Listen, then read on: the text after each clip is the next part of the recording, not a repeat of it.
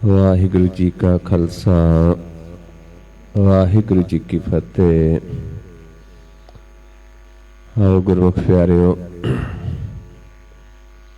जो आपां नूं अकाल पुरख वाहिगुरु दी मेहराम सदका ये समा बख्शिश होया है। आओ सतगुरां दे उपदेश नूं आपां समझीए, विचारिए, मनीए ते कमाउण दी कोशिश करिए। क्योंकि सतगुरु जी सानू ये ज्ञान बख्शिश कर रहे ने कि मन साडा जो है, जो कि प्रकाश रूप है, जो कि राम दी परमेश्वर दी अंश हाँ, असीं इत्थे आके भरम दे विच पै गए हाँ। असीं अपने रूप तो भुल गए, अपने मूल नूं भुल गए ते असीं परमेश्वर नूं भुल गए। ते सानू भुलिया ते फिर रोग व्यापता है। सानू जन्म मरण दे विच जाना पैंदा, विछोड़ा पैंदा है। परमेश्वर ते भुलिया व्यापन सबे रोग, बेमुख होए राम ते लगन जन्म विजोग। ते फिर सतगुरां ने सानू ये ज्ञान दिता कि परमेश्वर हर थां ते है, सर्व व्यापक है। पर मन अपने आप नूं नहीं पहचानदा, इस करके उस तो दूर है। जेकर असीं अपने आप नूं पहचान लईए ते फिर आपां उस दे रंग नूं मान सकते हाँ। इस करके समझाउंदे ने, मन तू जोत स्वरूप है, अपना मूल पछाण। मन हर जी तेरे नाल है, गुरमति रंग मान। गुर दी मत लैके उहदे रंग नूं माणांगे, वो नाल ही वसदा है ते असीं उस दे नाल रहना हुंदा है। किसने रहना है? साडे मन ने। गुरबाणी समझाया है, मन ते तन दोनों बखरे ने। क्योंकि असीं मन दा ज्ञान ना होण करके असीं तन नूं ही सारा कुछ समझते हाँ। गुरु साहिबाना ने सानू फिर मन ते तन दा वखरा वखरा भेद दिता है। जिथे मन नूं बनजारा कहा ते तन नूं हट कहा है, जिथे मन नूं हाली कहा, किरसान कहा है, ते उत्थे तन नूं खेत कहा है। मन हाली किरसानी करनी, शर्म पानी तन खेत। जिथे तन नूं हट ते मन नूं बनजारा कहा, मारा समझाउंदे ने, तन हटड़ी ए मन बनजारा। इदां ही साडे तन नूं नगर कहा है ते मन नूं राजा क्या है। काया नगरी यह मन राजा। इदां ही होर बहुत सारे तन नूं दरख्त क्या है ते मन नूं पंछी क्या है। काया तरवर पंख मन। इदां बहुत सारी उदाहरण दित्तियां ताकि असीं समझ आइए कि तन ते मन दोनों बखरे ने। ते गुरबाणी साडे मन नूं संबोधन है। तन अपना स्थूल है, दृष्टमान है। मन साडा जोत स्वरूप है। तन साडा नासवान है, मन नासवान नहीं है, अविनाशी है।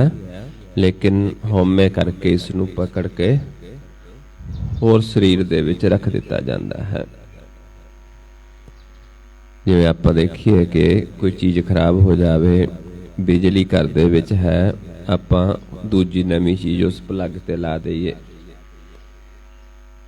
ਇਦਾਂ ਹੀ ਜੋਤ ਹੋਈ ਹੈ, ਲੇਕਿਨ ਸਰੀਰ ਬਦਲਦੇ ਨੇ। ਕਾਇਆ ਬਦਲਦੀ ਰਹਿੰਦੀ, ਸਰੀਰ ਬਦਲਦਾ ਰਹਿੰਦਾ, ਕਿਉਂਕਿ ਸਰੀਰ ਨਾਸਵਾਨ ਹੈ ਤੇ ਉਸ ਨੂੰ ਦੂਜੇ ਉਹਦੇ 'ਚ ਰੱਖ ਦਿੱਤਾ ਜਾਂਦਾ ਹੈ। ਇਸ ਕਰਕੇ ਮਹਾਰਾਜ ਸਮਝਾਉਂਦੇ ਨੇ ਆਪਾਂ ਨੂੰ ਕਿ ਜਿਹੜਾ ਹੁਣ ਆਪਾਂ ਨੂੰ ਇਹ ਜਨਮ ਮਿਲਿਆ ਹੈ, ਕਲਯੁਗ ਦੇ ਵਿੱਚ ਮਨੁੱਖਾ ਦੇਹੀ ਪ੍ਰਾਪਤ ਹੋਈ ਹੈ, ਇੱਥੇ ਆਪਾਂ 4 ਯੁੱਗਾਂ ਦਾ ਨਿਬੇੜਾ ਕਰਨਾ ਹੈ। ਬੇਸ਼ੱਕ ਹਰ ਯੁੱਗ ਦੇ ਵਿੱਚ ਇਹ ਗਿਆਨ ਦਿੱਤਾ ਗਿਆ ਹੈ, ਹਰ ਯੁੱਗ ਦੇ ਵਿੱਚ ਗੁਰੂ ਨਾਨਕ ਆਇਆ ਹੈ, ਪਰ ਕਿਸੇ ਹੋਰ ਰੂਪ ਦੇ ਵਿੱਚ ਆਇਆ ਹੈ। ਜਿਵੇਂ ਭੱਟਾ ਨੇ ਕਿਹਾ ਹੈ ਕਿ ਤ੍ਰੇਤੇ ਦੇ ਵਿੱਚ ਰਾਮ ਰੂਪ ਦੇ ਵਿੱਚ ਆਇਆ, ਦੁਆਪਰ ਦੇ ਵਿੱਚ ਕ੍ਰਿਸ਼ਨ ਰੂਪ ਦੇ ਵਿੱਚ ਆਇਆ, ਕੰਸ ਨੂੰ ਮਾਰਿਆ, ਤੇ ਕਲਯੁਗ ਦੇ ਵਿੱਚ ਗੁਰੂ ਨਾਨਕ ਰੂਪ 'ਚ ਆਇਆ।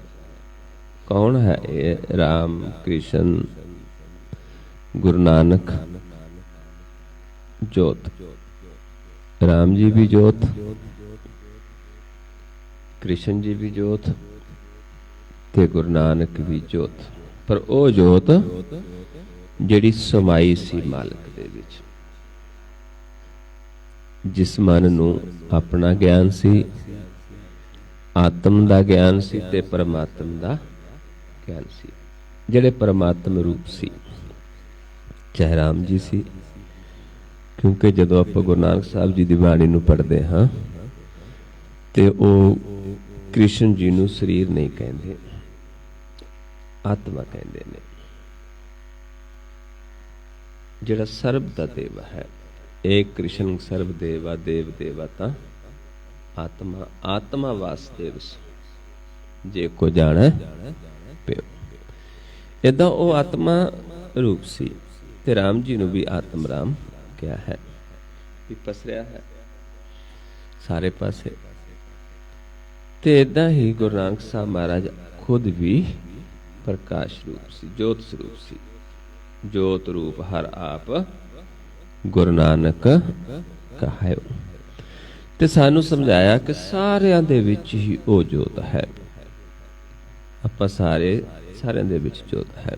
84 ਲੱਖ ਜੂਨੀ ਚਾਰੇ ਖਾਣੀਆਂ ਦੇ ਵਿੱਚ ਉਸ ਦੀ ਜੋਤ ਹੈ, ਤੇ ਖੰਡ ਬ੍ਰਹਿਮੰਡ ਵੀ ਉਸ ਦੇ ਨਾਮ ਦੁਆਰਾ ਹੀ ਚੱਲ ਰਹੇ ਨੇ, ਸਭ ਨਾਮ ਤੋਂ ਪੈਦਾ ਹੋਏ ਨੇ।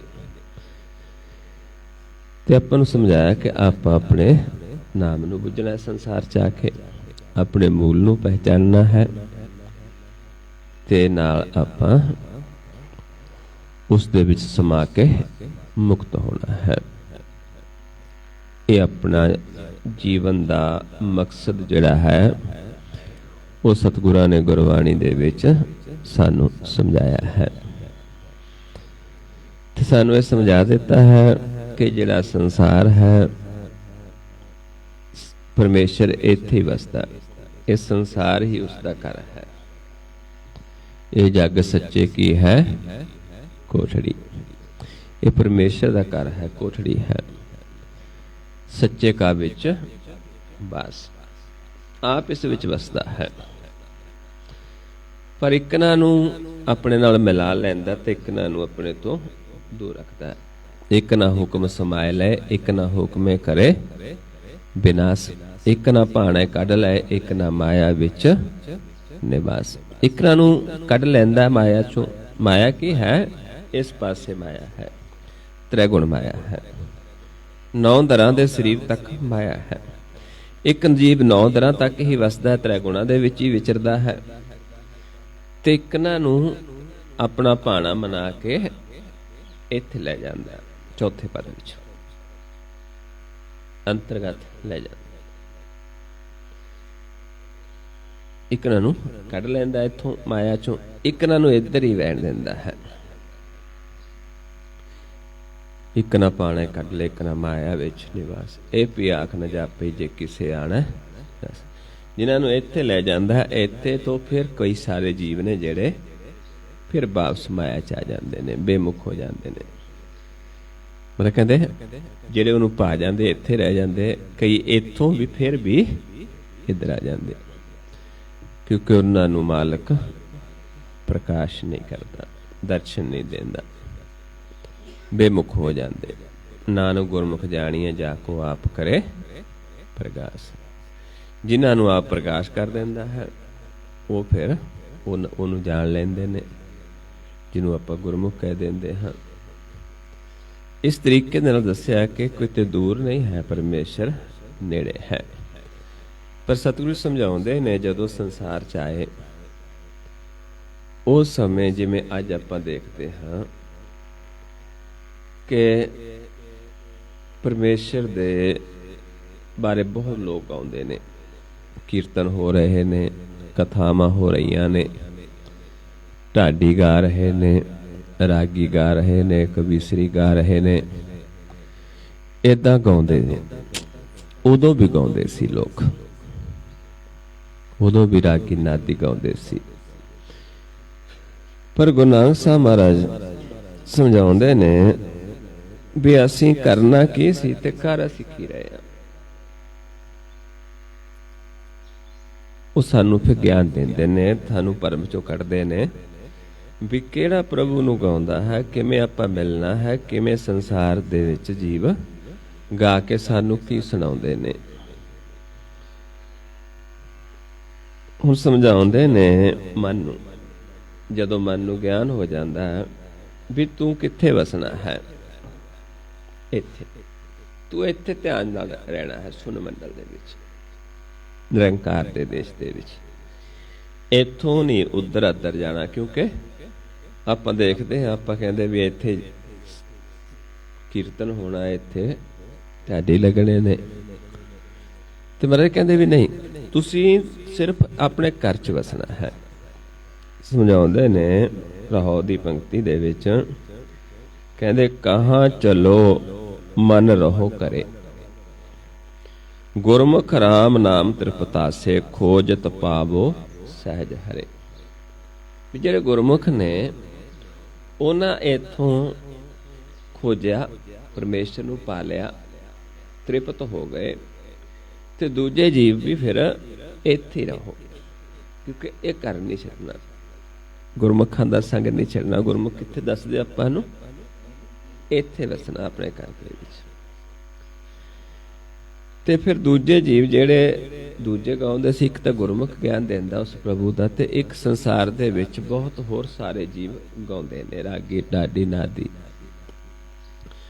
ਗੁਰਮੁਖ ਕਦੋਂ ਗਾਉਂਦਾ, ਜਦੋਂ ਆ ਮਾਲਕ ਕੋ ਗਾਉਂਦਾ। ਤੇ ਹੁਣ ਇੱਥੇ ਸਮਝਾਉਂਦੇ ਨੇ ਸ਼ਬਦ ਦੇ ਵਿੱਚ, ਆਸਾ ਮਹੱਲਾ ਪਹਿਲਾ ਦੇ ਵਿੱਚ ਕਹਿੰਦੇ ਗਾਵਹਿ ਗੀਤੇ ਚੀਤ ਅਨੀਤੇ। ਗੀਤ ਤਾਂ ਗਾਉਂਦੇ ਨੇ ਪਰ ਚਿੱਤ ਦੇ ਵਿੱਚ ਕੌਣ ਕੋਈ ਹੋਰ ਵਸਦਾ ਹੈ, ਕੂੜ ਵਸਦਾ ਹੈ। ਕਿੱਥੇ ਤੱਕ ਗਾਉਂਦੇ ਨੇ, ਸਰੀਰਾਂ ਤੱਕ, ਤ੍ਰੈ ਗੁਣਾਂ ਦੇ ਵਿੱਚ। ਸੁਣਾਉਂਦੇ ਕਿਵੇਂ ਨੇ, ਕਹਿੰਦੇ ਰਾਗ ਸੁਣਾਏ ਕਹਾਵੈ ਬੀਤੇ। ਗੱਲਾਂ ਕਿਸ ਦੀਆਂ ਕਰਦੇ, ਜਿਹੜਾ ਸਮਾਂ ਬੀਤ ਗਿਆ। ਸਾਨੂੰ ਇਤਿਹਾਸ ਸੁਣਾਉਂਦੇ, ਕੋਈ ਸੰਸਾਰ 'ਚ ਆਇਆ, ਯੁੱਧਾਂ ਦੀਆਂ ਕਹਾਣੀਆਂ ਸੁਣਾਉਂਦੇ, ਜੋ ਬੀਤੇ ਸਮੇਂ ਦੀਆਂ ਗੱਲਾਂ ਸੁਣਾਉਂਦੇ।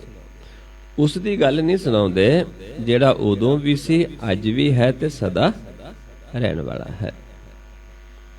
ਬਿਨ ਨਾਵੈ ਮਨ ਝੂਠ ਅਨੀਤੇ, ਕਿਉਂਕਿ ਉਹਨਾਂ ਨੂੰ ਨਾਮ ਦੀ ਸੋਝੀ ਨਹੀਂ ਹੈ, ਨਾਮ ਦਾ ਗਿਆਨ ਨਹੀਂ। ਉਸ ਤੋਂ ਬਿਨਾਂ ਫਿਰ ਮਹਾਰਾਜ ਕਹਿੰਦੇ ਝੂਠ ਦੀਆਂ ਹੀ ਗੱਲਾਂ ਕਰਨਗੇ, ਦੂਜੇ ਦੀਆਂ ਗੱਲਾਂ ਕਰਨਗੇ, ਕਿਉਂਕਿ ਉਹਨਾਂ ਦੇ ਚਿੱਤ ਵਿੱਚ ਪਰਮੇਸ਼ਰ ਨਹੀਂ। ਉਸ ਤੋਂ ਬਿਨਾਂ ਦੂਜਾ ਹੈ, ਜਿਹੜਾ ਕਦੇ ਹੈ ਸੀ ਅੱਜ ਨਹੀਂ ਹੈ, ਜਿਹੜਾ ਪਹਿਲਾਂ ਹੈਗਾ ਸੀ ਅੱਜ ਨਹੀਂ। ਉਹ ਕੀ ਹੈ, ਝੂਠ। ਸੱਚ ਕੀ ਹੈ, ਜਿਹੜਾ ਆਦਿ ਵਿੱਚ ਵੀ ਸੀ, ਯੁਗਾਂ ਵਿੱਚ ਵੀ ਸੀ, ਅੱਜ ਵੀ ਹੈ ਤੇ ਸਦਾ ਰਹਿਣ ਵਾਲਾ ਹੈ। ਜਿਸਨੂੰ ਆਪਾਂ ਕਹਿੰਦੇ ਆਦ ਸੱਚ, ਜੁਗਾਦ ਸੱਚ, ਹੈ ਭੀ ਸੱਚ, ਨਾਨਕ ਹੋਸੀ ਭੀ ਸੱਚ। ਜਿਹੜਾ ਅਵਿਨਾਸੀ ਹੈ, ਜਿਹੜਾ ਸਦਾ ਸਲਾਮਤ ਹੈ, ਜੋ ਨਿਰੰਕਾਰ ਹੈ। ਤੂੰ ਸਦਾ ਸਲਾਮਤ ਨਿਰੰਕਾਰ, ਉਹ ਸਦਾ ਸਲਾਮਤ ਹੈ, ਉਹ ਅਵਿਨਾਸੀ ਹੈ। ਹੁਣ ਜਿਹੜੇ ਗੁਰਮੁਖ ਨੇ ਉਹ ਸਾਨੂੰ ਉਹਦੇ ਨਾਲ ਜੋੜਦੇ, ਤੇ ਦੂਜੇ ਰਾਗ ਸੁਣਾਉਂਦੇ ਨੇ, ਬੀਤੀਆਂ ਗੱਲਾਂ ਕਰਦੇ ਨੇ, ਕਿਉਂਕਿ ਉਹਨਾਂ ਨੂੰ ਨਾਮ ਦੀ ਸੋਝੀ ਨਹੀਂ ਹੈ।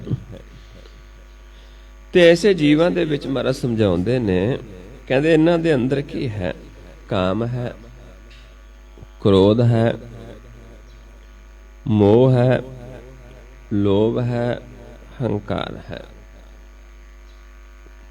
काम क्रोध मन मोह शरीर। शरीर दे नाल मोह है, मन दे काम दे नाल, क्रोध नाल, क्योंकि शरीर दे विच कौन वसदा है? काम क्रोध नगर बहु भरिया। अपना जिहड़ा ये नगर है, इत्थे काम क्रोध दा वासा, लोभ दा वासा, मोह दा वासा है। इस दे विच पंज वसदे ने। इस देही अंदर पंज चोर बसै। काम क्रोध लोभ मोह अहंकार। अमृत लूटै मनमुख नहीं बूझै, कोई ना सुनै पुकारा। हुण इस दे विच पंज वसदे ने। हुण महाराज समझाउंदे ने, कहंदे काम क्रोध मन मोह शरीरा, लभ लोभ अहंकार सो पीरा। विदे च लोभ लालच हंकार इह च वसदे ने। राम नाम मन, राम नाम बिन क्यों मन तीरा। हुण इधर राम नाम नहीं है, इधर पंजां दा वासा है। मन इत्थे वसदा है, इत्थे दुख भोगदा है, इत्थे इस नूं धीरज नहीं आउंदी। क्योंकि धीरज कित्थे जाके आउणी? आ कर जिहड़ा साडा थिर कर, जिसनूं आपां थिर कर कहा, गुरबाणी च निज महल कहा है। इत्थों नाम प्राप्त होगा, फिर मन थिर घर च वसदा है। इस करके समझाउंदे ने भी जद तक सानू राम नाम दी सोझी नहीं आउंदी, मन बगाने घर च, ये बगाना देश है, ये चोरां दा ठग्गां दा देश है। इत्थे ठग किहड़े ने? राज माल रूप जात जोबन पंजे ठग। ये बगाने देश दे विच आपां वसदे हां। साडा घर किहड़ा है? साडा महल किहड़ा है? निज महल। जद तक मन इत्थे नहीं जांदा, मन नूं धीरज नहीं आउंदी। राम नाम मन बिन क्यों मन तीरा। अंतर नावन साच पछाणै। हुण मन जिहड़ा है इत्थे रहिंदा है। मन दा नावन की है? नाम। नाम इत्थे है ते मन इत्थे वसदा है। इत्थे मन दा इशनान नहीं हुंदा। ते जदों इस नूं इशनान नहीं करदा, फिर मन की हालत की हो जाती? कोड़ी हो जाता है। ते महाराज समझाउंदे ने, फिर कोड़ी इत्थे जाके नहीं वसदा, फिर इस नूं नरकां दे विच सुटदा है मालक। बिन नाव है मन तन है कुष्टी, बिच नरक है बासा पाइंदा। हुण जदों मन इत्थे जाएगा अंतर, इत्थे जाके मन इशनान करता है, फिर अपने आप की पहचान होती है। जिवें आपां देखते हाँ, एक कपड़ा बहुत मैला होवे ते सानू उसका असली रंग भी पता नहीं चलता भी किहड़ा है, इन्नी मैल लग जाती है। फिर आपां उसनूं साबण ला के धो लैंदे हाँ, मैल उतर जाती है। ते इदां फिर सानू अपने उसके असली रंग की पहचान हो जाती। इदां ही जिहड़ा साडा मन है, जो प्रकाश रूप है, ये मैला हो गया है।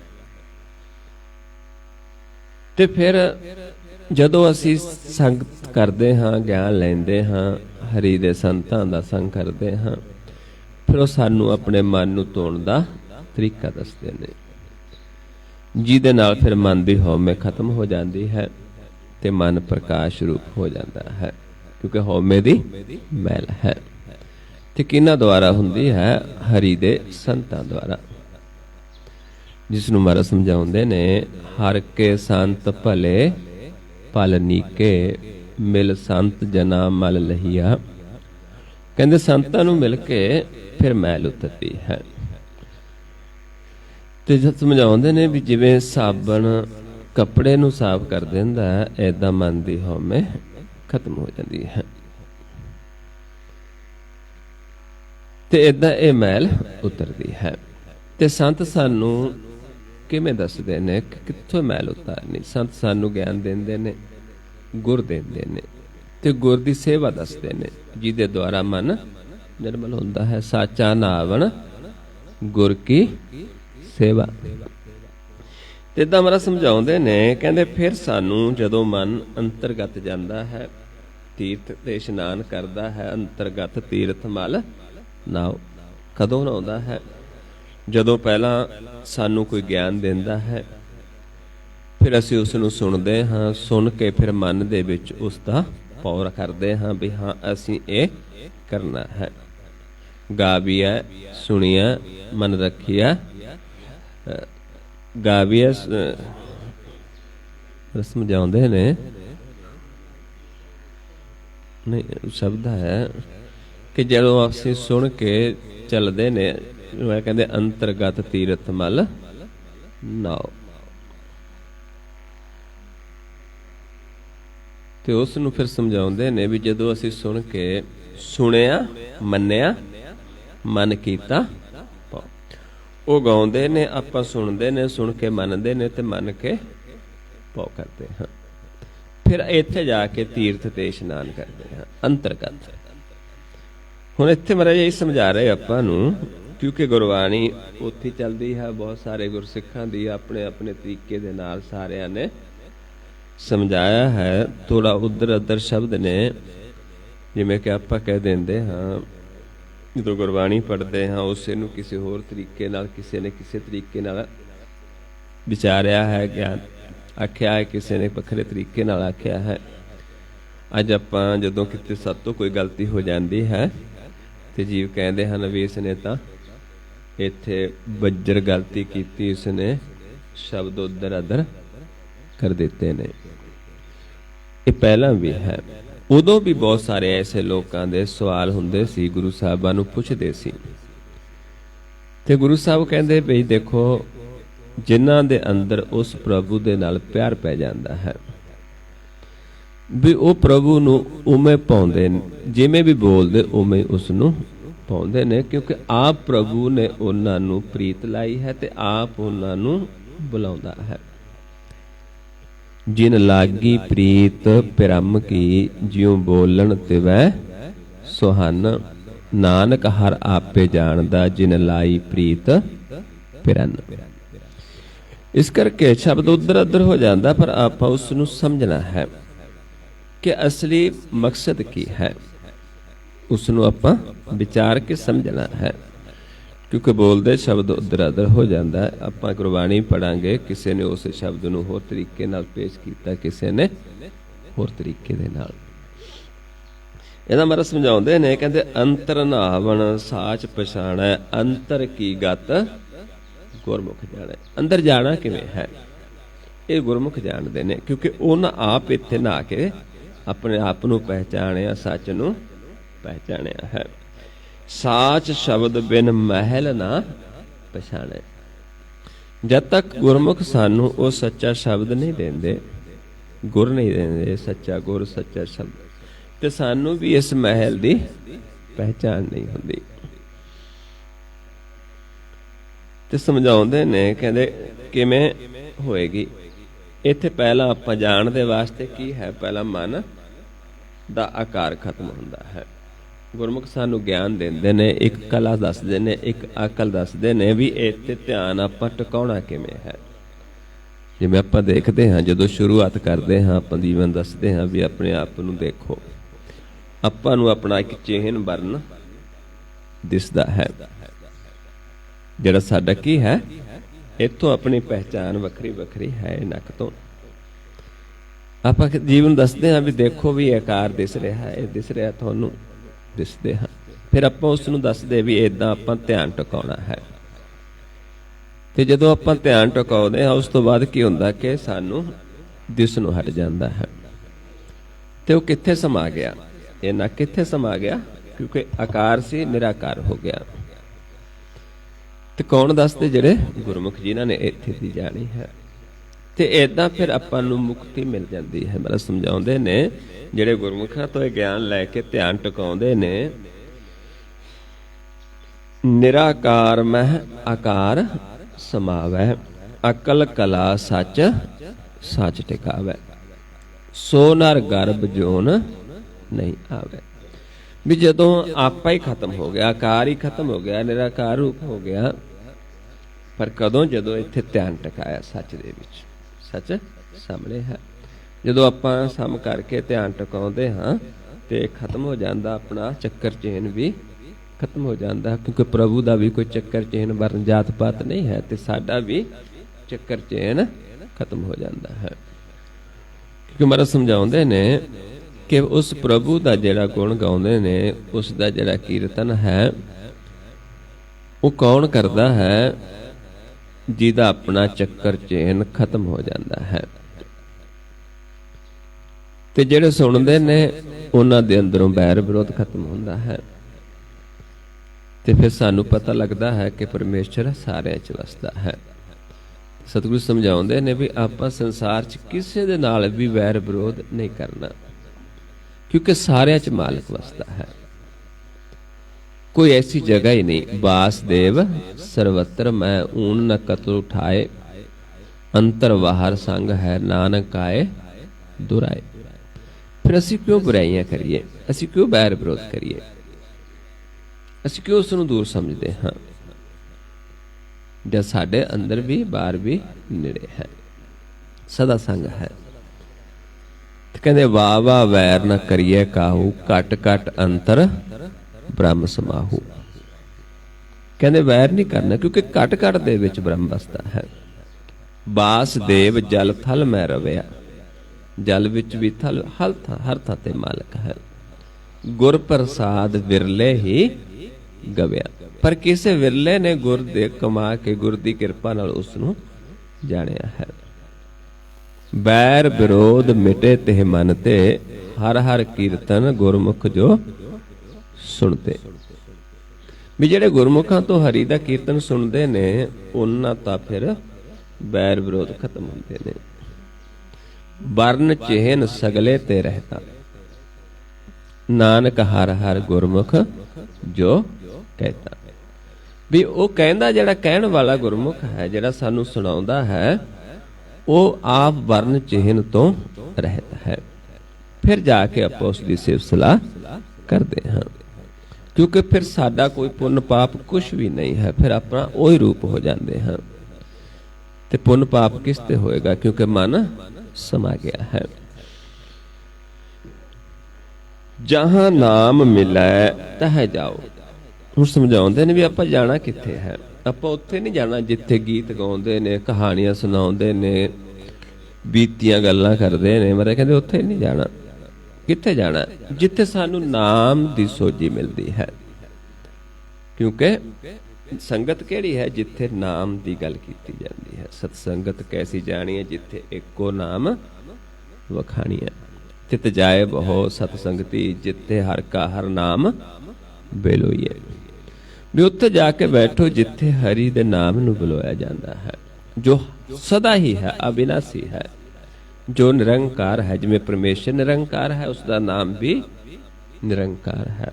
ਐਸੇ ਨਿਰੰਕਾਰ ਨਾਮ ਨੂੰ ਆਪਾਂ ਪ੍ਰਾਪਤ ਕਰਨਾ ਹੈ। ਨੌ ਤੇਰਾ ਨਿਰੰਕਾਰ ਹੈ, ਨਾ ਲਿਆ ਨਰਕ ਨਾ ਜਾਈਏ। ਉਸ ਨਾਮ ਨੂੰ ਬੁੱਝਣਾ ਜਿਹੜਾ ਪ੍ਰਕਾਸ਼ ਹੈ, ਜਿਹੜਾ ਕਾਗਜ਼ ਦੇ ਉੱਤੇ ਕਲਮ ਦੁਆਰਾ ਲਿਖਿਆ ਨਹੀਂ ਜਾਂਦਾ। ਜਿਨ੍ਹਾਂ ਨੇ ਜਾਣਿਆ, ਉਹਨਾਂ ਨੂੰ ਸੁਣ ਕੇ ਮੰਨ ਕੇ ਆਪਾਂ ਨਾਮ ਨੂੰ ਬੁੱਝ ਸਕਦੇ ਹਾਂ। ਉਹ ਲਿਖਣ ਦੇ ਵਿੱਚ ਨਹੀਂ ਹੈ। ਕਾਗਜ਼ ਕਲਮ ਨਾਲ ਲਿਖਣ ਹਾਰ ਮੰਨੇ ਕਾ ਬੈ ਕਰਨ ਵਿਚਾਰ, ਐਸਾ ਨਾਮ ਨਿਰੰਜਨ ਹੋਏ। ਜੇ ਕੋ ਮਨ ਜਾਣੈ ਮਨ ਕੋਇ। ਕੋਈ ਮਨ ਜਾਣਦਾ ਹੈ, ਉਹ ਸਾਨੂੰ ਦੱਸੇਗਾ, ਆਪਾਂ ਸੁਣ ਕੇ ਮੰਨਾਂਗੇ, ਤੇ ਫਿਰ ਅਸੀਂ ਵੀ ਨਾਮ ਨੂੰ ਬੁੱਝ ਸਕਦੇ ਹਾਂ। ਗੁਰ ਪ੍ਰਸਾਦੀ ਕਰਮ ਕਮਾਓ। ਤੇ ਉੱਥੇ ਫਿਰ ਸਾਨੂੰ ਉਹ ਗੁਰ ਦੇਣਗੇ ਵੀ ਆ ਗੁਰ, ਆ ਜੁਗਤੀ ਵਿਧੀ ਹੈ, ਏਦਾਂ ਆਪਾਂ ਕਰਨਾ ਹੈ। ਨਾਮੇ ਰਾਤਾ ਹਰ ਗੁਣ ਗਾਓ। ਜਿਹੜਾ ਗੁਣ ਗਾਉਂਦਾ ਉਹ ਕੌਣ ਹੈ? ਜਿਹੜਾ ਨਾਮ ਚ ਰਤਿਆ ਹੈ।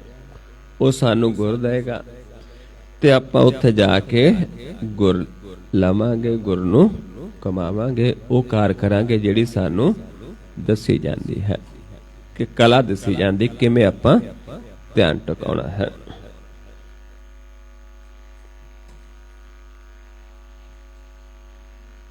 ਤੇ ਫਿਰ ਸਮਝਾਉਂਦੇ ਨੇ, ਜਦੋਂ ਅਸੀਂ ਇਹ ਗੁਰ ਨੂੰ ਕਮਾਉਂਦੇ ਹਾਂ, ਗੁਰ ਸੇਵਾ ਤੇ ਆਪ ਪਛਾਤਾ।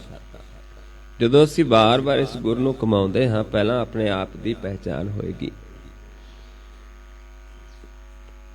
ਫਿਰ ਜਦੋਂ ਆਪਣੇ ਆਪ ਨੂੰ ਪਹਿਚਾਨ ਲਿਆ, ਮਨ ਕਿਸ ਨੂੰ ਪਹਿਚਾਨ ਲਿਆ? ਆਪਣੇ ਪ੍ਰਕਾਸ਼ ਰੂਪ ਨੂੰ। ਅੰਮ੍ਰਿਤ ਨਾਮ ਵਸਿਆ ਸੁਖਦਾਤਾ। ਫਿਰ ਜਦੋਂ ਮਨ ਪ੍ਰਕਾਸ਼ ਰੂਪ ਹੋ ਗਿਆ, ਆਪਾਂ ਆਪਣੇ ਪ੍ਰਕਾਸ਼ ਰੂਪ ਨੂੰ ਪਹਿਚਾਨ ਲਿਆ, ਫਿਰ ਇੱਥੇ ਉਹ ਨਾਮ ਬਸ ਜਾਂਦਾ ਹੈ ਸਾਡੇ ਮਨ ਦੇ ਵਿੱਚ, ਜੋ ਸੁਖ ਦੇਣ ਵਾਲਾ ਹੈ, ਜੋ ਅੰਮ੍ਰਿਤ ਹੈ। ਅਨਦਿਨ ਬਾਣੀ ਨਾਮੇ ਰਾਤਾ।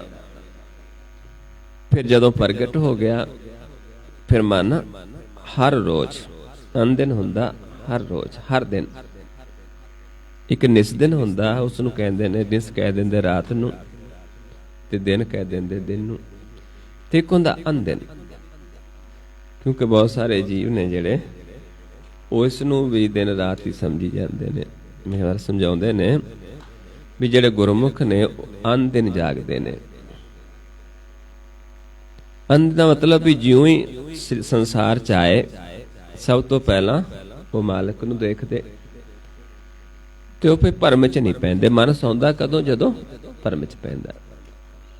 ਗੁਰਮੁਖਾਂ ਨੂੰ ਭਰਮ ਨਹੀਂ ਹੈ, ਇਸ ਕਰਕੇ ਉਹ ਹਰ ਰੋਜ਼ ਆਉਂਦੇ ਨੇ ਸੰਸਾਰ ਚ, ਉਸ ਨੂੰ ਦੇਖਦੇ ਨੇ, ਉਸ ਦੀ ਸਿਫਤ ਸਲਾਹ ਕਰਦੇ ਨੇ, ਉਸ ਦੇ ਨਾਲ ਪਿਆਰ ਕਰਦੇ ਨੇ, ਉਹਦੇ ਹੁਕਮ ਦੇ ਵਿੱਚ ਚੱਲਦੇ ਨੇ, ਉਹਦੇ ਭੈ ਦੇ ਵਿੱਚ ਰਹਿ ਕੇ ਵਿਚਰਦੇ ਨੇ, ਤੇ ਫਿਰ ਸ਼ਾਮ ਨੂੰ ਚਲੇ ਜਾਂਦੇ ਨੇ। ਉਸ ਨੂੰ ਕਹਿੰਦੇ ਨੇ ਅਨਦਿਨ ਜਾਗਣਾ। ਇਸ ਕਰਕੇ ਮਹਾਰਾਜ ਸਮਝਾਉਂਦੇ ਨੇ ਵੀ ਫਿਰ ਏਦਾਂ ਹੀ ਉਹ ਜੀਵ, ਇਹ ਬਾਣੀ ਜਿਹੜੀ ਗੁਰ ਬਾਣੀ ਹੈ, ਇਸ ਨੂੰ ਕਮਾਉਂਦੇ ਨੇ, ਅਨਦਿਨ ਉਹਦੇ ਚ ਰੱਤੇ ਰਹਿੰਦੇ ਨੇ। ਮੇਰਾ ਪ੍ਰਭ ਲਾਏ ਤਾ ਕੋ ਲਾਗੈ। ਹੁਣ ਇਸ ਕਾਰਜ ਜਿਹੜੀ ਹੈ, ਜਿਹੜਾ ਕਾਰ ਹੈ ਇਹ ਨਾਮ ਜਪਾਉਣ ਦਾ, ਨਾਮ ਦਾ ਗਿਆਨ ਦੇਣ ਦਾ, ਸੋਝੀ ਦੇਣ ਦਾ, ਗੁਰ ਦੇਣ ਦਾ, ਇਹ ਕਦੋਂ ਜੀਵ ਦੇਂਦਾ ਹੈ? ਜਦੋਂ ਆਪ ਪ੍ਰਭੂ ਕਿਸੇ ਨੂੰ ਇਸ ਤੇ ਲਾਉਂਦਾ ਹੈ। ਹਉਮੈ ਮਾਰੇ ਸ਼ਬਦ ਜਾਗੈ। ਹਉਮੈ ਮਰਦੀ ਹੈ, ਗੁਰ ਸ਼ਬਦ ਦੁਆਰਾ ਮਨ ਜਾਗਦਾ ਹੈ। ਇੱਥੇ ਉੱਥੇ ਸਦਾ ਸੁਖ ਆ ਗਿਆ, ਉਰੇ ਵੀ ਸੁਖ, ਅੱਗੇ ਵੀ। ਜਦੋਂ ਮਾਲਕ ਲਾਉਂਦਾ ਹੈ, ਜਨਾਉਂਦਾ ਹੈ, ਫਿਰ ਆਪਾਂ ਲੱਗਦੇ ਹਾਂ। ਮਨ ਚੰਚਲ ਬਿਦ ਨਹੀਂ ਜਾਣੈ। ਹੁਣ ਜਿਹੜੇ ਜੀਵਾਂ ਦੇ ਮਨ ਚੰਚਲ ਨੇ, ਉਹ ਆਪਣੀ ਸਿਆਣਪ ਦੇ ਨਾਲ ਪਰਮੇਸ਼ਰ ਨੂੰ ਪਾਉਣਾ ਚਾਹੁੰਦੇ ਨੇ, ਆਪਣੀ ਮਤ ਦੁਆਰਾ। ਮਤਲਬ ਕਹਿੰਦੇ ਨਹੀਂ ਪਾਇਆ ਜਾ ਸਕਦਾ। ਇਹ ਮਨ ਚੰਚਲਾ ਚਤੁਰਾਈ ਕਿਨੇ ਨਾ ਪਾਇਆ। ਚਤੁਰਾਈ ਨਾ ਪਾਇਆ ਕਿਨੇ, ਸੁਣ ਮਨ ਮੇਰਿਆ, ਇਹ ਮਾਇਆ ਮੋਣੀ ਜਿਨ ਏਤ ਪਰਮ ਭੁਲਾਇਆ। ਕਿਉਂਕਿ ਮਨ ਆਪਣੀ ਸਿਆਣਪ ਦੇ ਨਾਲ ਪਾਉਣਾ ਚਾਹੁੰਦਾ ਹੈ। ਮਹਾਰਾਜ ਕਹਿੰਦੇ ਨਹੀਂ, ਤ੍ਰੈ ਗੁਣਾਂ ਦੇ ਵਿੱਚ ਮਾਲਕ ਨਹੀਂ ਪਾਇਆ ਜਾਂਦਾ, ਕਿਉਂਕਿ ਤੈਨੂੰ ਵਿਦਤਾ ਹੈ ਨਹੀਂ, ਤੈਨੂੰ ਗੁਰਤਾ ਲਿਆ ਨਹੀਂ, ਜੁਗਤੀ ਤਾਂ ਲਏ ਨਹੀਂ। ਇਸ ਕਰਕੇ ਤੂੰ ਆਪਣੀ ਸਿਆਣਪ ਨਾਲ ਪਾਏਗਾ। ਤ੍ਰੈ ਗੁਣਾਂ ਦੇ ਵਿੱਚ ਤੇਰੇ ਕੋਲ ਗਿਆਨ ਹੈ, ਇਹ ਮਾਇਆ ਹੈ, ਇਹਦੇ ਦੁਆਰਾ ਆਪਾਂ ਨਹੀਂ ਪਾ ਸਕਦੇ। ਇਸ ਕਰਕੇ ਸਮਝਾਉਂਦੇ ਨੇ ਕਿ ਜਿਹੜਾ ਮਨਮੁਖ ਹੈ, ਉਹਦਾ ਮਨ ਚੰਚਲ ਹੈ, ਉਹ ਇਹ ਵਿਦ ਨਹੀਂ ਜਾਣਦਾ, ਇਹ ਜੁਗਤੀ ਨਹੀਂ ਜਾਣਦਾ, ਇਹ ਗੁਰ ਨਹੀਂ ਜਾਣਦਾ ਕਿ ਕਿਵੇਂ ਆਪਾਂ ਅੰਤਰਗਤ ਜਾਣਾ ਹੈ। ਗੁਰਮੁਖ ਨਿਰਮਲ, ਮਨਮੁਖ ਮੈਲਾ, ਸ਼ਬਦ ਨਾ ਪਛਾਣੈ। ਕਹਿੰਦੇ ਉਹ ਮੈਲਾ ਹੈ, ਮਨੁੱਖ ਦਾ ਮਨ ਮੈਲਾ ਹੈ, ਇਸ ਕਰਕੇ ਉਹ ਪਹਿਚਾਣਦਾ ਨਹੀਂ, ਆਪਣੇ ਆਪ ਨੂੰ ਨਹੀਂ ਪਹਿਚਾਣਦਾ, ਜੋਤ ਨੂੰ ਨਹੀਂ ਪਹਿਚਾਣਦਾ, ਗੁਰ ਸ਼ਬਦ ਨੂੰ ਨਹੀਂ ਪਹਿਚਾਣਦਾ, ਕਿਉਂਕਿ ਉਸਦੇ ਕੋਲ ਵਿਦ ਨਹੀਂ ਹੈ, ਉਹ ਗਿਆਨ ਲੈਂਦਾ ਨਹੀਂ, ਆਪਣੀ ਸੰਚਲਤਾ ਨਾਲ ਕਰਦਾ ਹੈ। ਗੁਰਮੁਖ ਨਿਰਮਲ ਨਾਮ ਬਖਾਣੇ। ਜਿਹੜੇ ਗੁਰਮੁਖ ਨੇ ਉਹ ਸਾਨੂੰ ਫਿਰ ਉਸ ਦਾ ਗਿਆਨ ਦਿੰਦੇ ਨੇ, ਸੋਝੀ ਦਿੰਦੇ ਨੇ, ਵਿਖਿਆਨ ਕਰਦੇ ਨੇ ਵੀ ਇਸ ਤਰੀਕੇ ਦੇ ਨਾਲ ਆਪਾਂ ਨਾਮ ਨੂੰ ਵੇਖ ਸਕਦੇ ਹਾਂ। ਹਰ ਜਿਉ ਆਗੈ ਕਰੀ ਅਰਦਾਸ, ਸਾਧੂ ਸਨ ਸੰਗਤ ਹੋਏ ਨਿਵਾਸ। ਤੇ ਸਮਝਾਉਂਦੇ ਨੇ ਕਿ ਕੀ ਅਰਦਾਸ ਕਰਦੇ ਜਦੋਂ ਜੀਵ ਚਾਹੁੰਦਾ ਹੈ ਮਿਲਣਾ, ਜਿਨ੍ਹਾਂ ਦੇ ਅੰਦਰ ਚਾਹ ਹੈ। ਫਿਰ ਐਸੇ ਜੀਵਾਂ ਨੂੰ ਸਾਧੂ ਜਨਾਂ ਦਾ ਸੰਗਤ ਬਖਸ਼ ਦਿੰਦਾ ਹੈ। ਤੇ ਉੱਥੇ ਜਦੋਂ ਆਉਂਦੇ ਹਾਂ, ਫਿਰ ਕਿਲ ਵਿਖ ਦੁੱਖ ਕਾਟੇ ਹਰ ਨਾਮ ਪ੍ਰਕਾਸ਼। ਜਾਂ ਆਪਾਂ ਇਹ ਵੀ ਕਹਿ ਲਈਏ ਕਿ ਸਾਧੂ ਜਨਾਂ ਦੀ ਸੰਗਤ ਚ ਆਉਂਦੇ ਹਾਂ ਤੇ ਸਾਧੂ ਜਨ ਸਾਨੂੰ ਕਿੱਥੇ ਲੈ ਜਾਂਦੇ? ਇੱਥੇ। ਵੀ ਇੱਥੇ ਜਾ ਕੇ ਬੇਨਤੀ ਕਰੋ ਪ੍ਰਭੂ ਦੇ ਅੱਗੇ। ਤੇ ਜਦੋਂ ਪ੍ਰਭੂ ਦੇ ਅੱਗੇ ਅਰਦਾਸ ਕਰਦੇ, ਪਰ ਕਿੱਥੇ ਆਉਂਦਾ ਗਿਆਨ? ਜਦੋਂ ਅਸੀਂ ਸਾਧੂ ਜਨਾਂ ਦੀ ਸੰਗਤ ਜਾਂਦੇ ਹਾਂ ਤੇ ਉਹ ਸਾਨੂੰ ਪ੍ਰਭੂ ਦਾ ਗਿਆਨ ਦਿੰਦੇ। ਤੇ ਆਪਾਂ ਇੱਥੇ ਜਦੋਂ ਬੇਨਤੀ ਅਰਦਾਸ ਕਰਦੇ ਹਾਂ, ਜਾਂਦੇ ਹਾਂ, ਕਿਉਂਕਿ ਬਿਨਾਂ ਬੋਲੇ ਜਾਣਦਾ ਹੈ। ਜਦੋਂ ਆਪਾਂ ਇੱਥੇ ਗਏ, ਕਿਉਂ ਗਏ? ਕਿਉਂਕਿ ਸਾਡੇ ਅੰਦਰ ਉਸ ਨੂੰ ਦਰਸ਼ਨ ਹੋਣ ਦਾ ਚਾਅ ਹੈ। ਸਾਨੂੰ ਪਤਾ ਹੈ ਕਿ ਮਨ ਸਾਡਾ ਜਨਨੀ ਦਿਰ ਅਸਥੂਲ ਹੈ, ਇਹ ਜਨਮ ਮਰਨ ਦੇ ਵਿੱਚ ਹੈ। ਤੇ ਜਦੋਂ ਮਨ ਪ੍ਰਕਾਸ਼ ਹੋ ਜਾਏਗਾ ਤੇ ਫਿਰ ਅਸੀਂ ਮੁਕਤ ਹੋ ਜਾਵਾਂਗੇ। ਜਿਵੇਂ ਆਪਾਂ ਰੋਜ਼ ਪੜ੍ਹਦੇ ਹਾਂ ਕਿ ਜੀਵ ਗਏ ਚੌਥੇ ਪਾਤਸ਼ਾਹ ਜੀ ਦੇ ਕੋਲ ਤੇ ਬੇਨਤੀ ਕੀਤੀ, ਹਮ ਕੀਰੇ ਕਿਰਮ ਸਤਿਗੁਰ ਸਰਨਾਈ ਕਰ ਦਇਆ ਨਾਮ ਪ੍ਰਕਾਸ਼। ਕਿਉਂਕਿ ਜਿਹਨੂੰ ਪਤਾ ਚੱਲ ਗਿਆ ਵੀ ਜਿਹੜੇ ਹਰੀ ਦੇ ਜਨ ਨੇ, ਉਹਨਾਂ ਦੇ ਕੋਲ ਸੱਚਾ ਗਿਆਨ ਹੈ, ਉਹਨਾਂ ਦੇ ਮਨ ਵਿੱਚ ਆ ਵਸਦਾ ਹੈ ਮਾਲਿਕ। ਹਰ ਕੇ ਜਨ ਸਤਿਗੁਰ ਸਤਪੁਰਖਾ ਬਿਨੋ ਕਰੋ ਗੁਰ ਪਾਸ। ਹਮ ਕੀਰੇ ਕਿਰਮ ਸਤਿਗੁਰ ਸਰਨਾਈ ਕਰ ਦਇਆ ਨਾਮ ਪ੍ਰਕਾਸ਼। ਇਹ ਬੇਨਤੀ ਹੋਈ ਤੇ ਫਿਰ ਕੀ ਹੋਇਆ? ਕਹਿੰਦੇ ਮੇਰੇ ਮੀਤ ਗੁਰਦੇਵ ਮੋਕੋ ਰਾਮ ਨਾਮ ਪ੍ਰਕਾਸ਼। ਵੀ ਫਿਰ ਮੀਤ ਨੇ, ਕਿਉਂਕਿ ਉਹਨਾਂ ਨੇ ਕੀ ਦਿੱਤਾ? ਗੁਰ। ਤੇ ਗੁਰ ਨੇ ਸਾਨੂੰ ਪ੍ਰਕਾਸ਼ ਕਰ ਦਿੱਤਾ। ਗੁਰਮਤ ਨਾਮ ਮੇਰਾ ਪ੍ਰਾਣ ਸਖਾਈ। ਹੁਣ ਕਹਿੰਦੇ ਗੁਰ ਦੀ ਮਤ ਲੈ ਕੇ ਨਾਮ ਮੇਰਾ ਸਖਾਈ ਹੋ ਗਿਆ। ਕਿੱਥੇ? ਪ੍ਰਾਣ। ਜਿੱਥੋਂ ਸਵਾਸ ਆਉਂਦੇ ਉੱਥੇ ਨਾਮ ਪ੍ਰਗਟ ਹੋ ਗਿਆ। ਹਰ ਕੀਰਤ ਹਮਰੀ ਰਹਿ ਰਸ। ਹੁਣ ਉਹ ਪ੍ਰਗਟ ਹੋ ਗਿਆ। ਹੁਣ ਉਸ ਦੇ ਨਾਲ ਪਿਆਰ, ਉਸ ਦੇ ਨਾਲ ਉਸ ਦੀ ਸਿਫਤ ਸਲਾਹ, ਉਸ ਦੀਆਂ ਵਿਚਾਰਾਂ, ਇਹ ਸਾਡੇ ਮਨ ਦੀ ਫਿਰ ਰਹਿ ਰਸ ਸ਼ੁਰੂ ਹੋ ਜਾਂਦੀ ਹੈ। ਰਹਿ ਰਸ, ਕਿਉਂਕਿ ਜਦ ਤੱਕ ਆਪਾਂ ਜਾਣਦੇ ਨਹੀਂ, ਆਪਾਂ ਉਹਦੀ ਰਹਿ ਰਸ ਨਹੀਂ ਕਰਦੇ। ਜਦੋਂ ਮਿਲ ਕੇ ਉਹਨਾਂ ਜਨਾਂ ਨੂੰ ਕਰਦੇ ਹਾਂ ਜਿਹੜੇ ਸੰਤ ਜਨ ਨੇ, ਜਿਵੇਂ ਹੁਣ ਆਪਾਂ ਵਿਚਾਰ ਕਰਦੇ ਹਾਂ, ਇਹ ਰਹਿ ਰਸ ਹੈ। ਜਿਵੇਂ ਸਾਨੂੰ ਸਮਝਾਇਆ, ਆਪਾਂ ਰਾਤ ਵੀ ਵਿਚਾਰਦੇ ਸੀ ਕਿ ਜਦੋਂ ਜੋਗੀ ਤੇ ਗੁਰੂ ਨਾਨਕ ਸਾਹਿਬ ਮਹਾਰਾਜ ਬੈਠ ਕੇ ਵਿਚਾਰ ਕਰਨ ਲੱਗੇ ਉਸ ਪ੍ਰਭੂ ਦੀ, ਉਸ ਨੂੰ ਦੱਸਿਆ ਵੀ ਹੁਣ ਇਹ ਅਸੀਂ ਰਹਿ ਰਸ ਕਰਨ ਲੱਗੇ ਹਾਂ। ਸੰਤ ਸਭਾ ਮਿਲ ਆਸਨ, ਸੰਤ ਸਭਾ ਕਰ ਆਸਨ ਬੈਠੇ, ਸੰਤ ਸਭਾ ਜੈਕਾਰੋ ਤਿਸ ਆਗੇ ਰਹਿ ਰਾਸ ਹਮਾਰੀ, ਸਾਚਾ ਅਪਰ ਅਪਾਰੋ। ਉੱਥੇ ਬੈਠ ਕੇ ਜਦੋਂ ਵਿਚਾਰ ਕਰਨ ਲੱਗੇ, ਉਹ ਵਿਚਾਰ ਕੀ ਹੈ? ਰਹਿ ਰਸ। ਜਿਵੇਂ ਆਪਾਂ ਰਹਿ ਰਸ ਪੜ੍ਹਦੇ ਹਾਂ, ਪਰ ਰਸ ਦੇ ਵਿੱਚ ਕੀ ਪੜ੍ਹਦੇ ਹਾਂ? ਵਿਚਾਰ ਕਰਦੇ ਹਾਂ।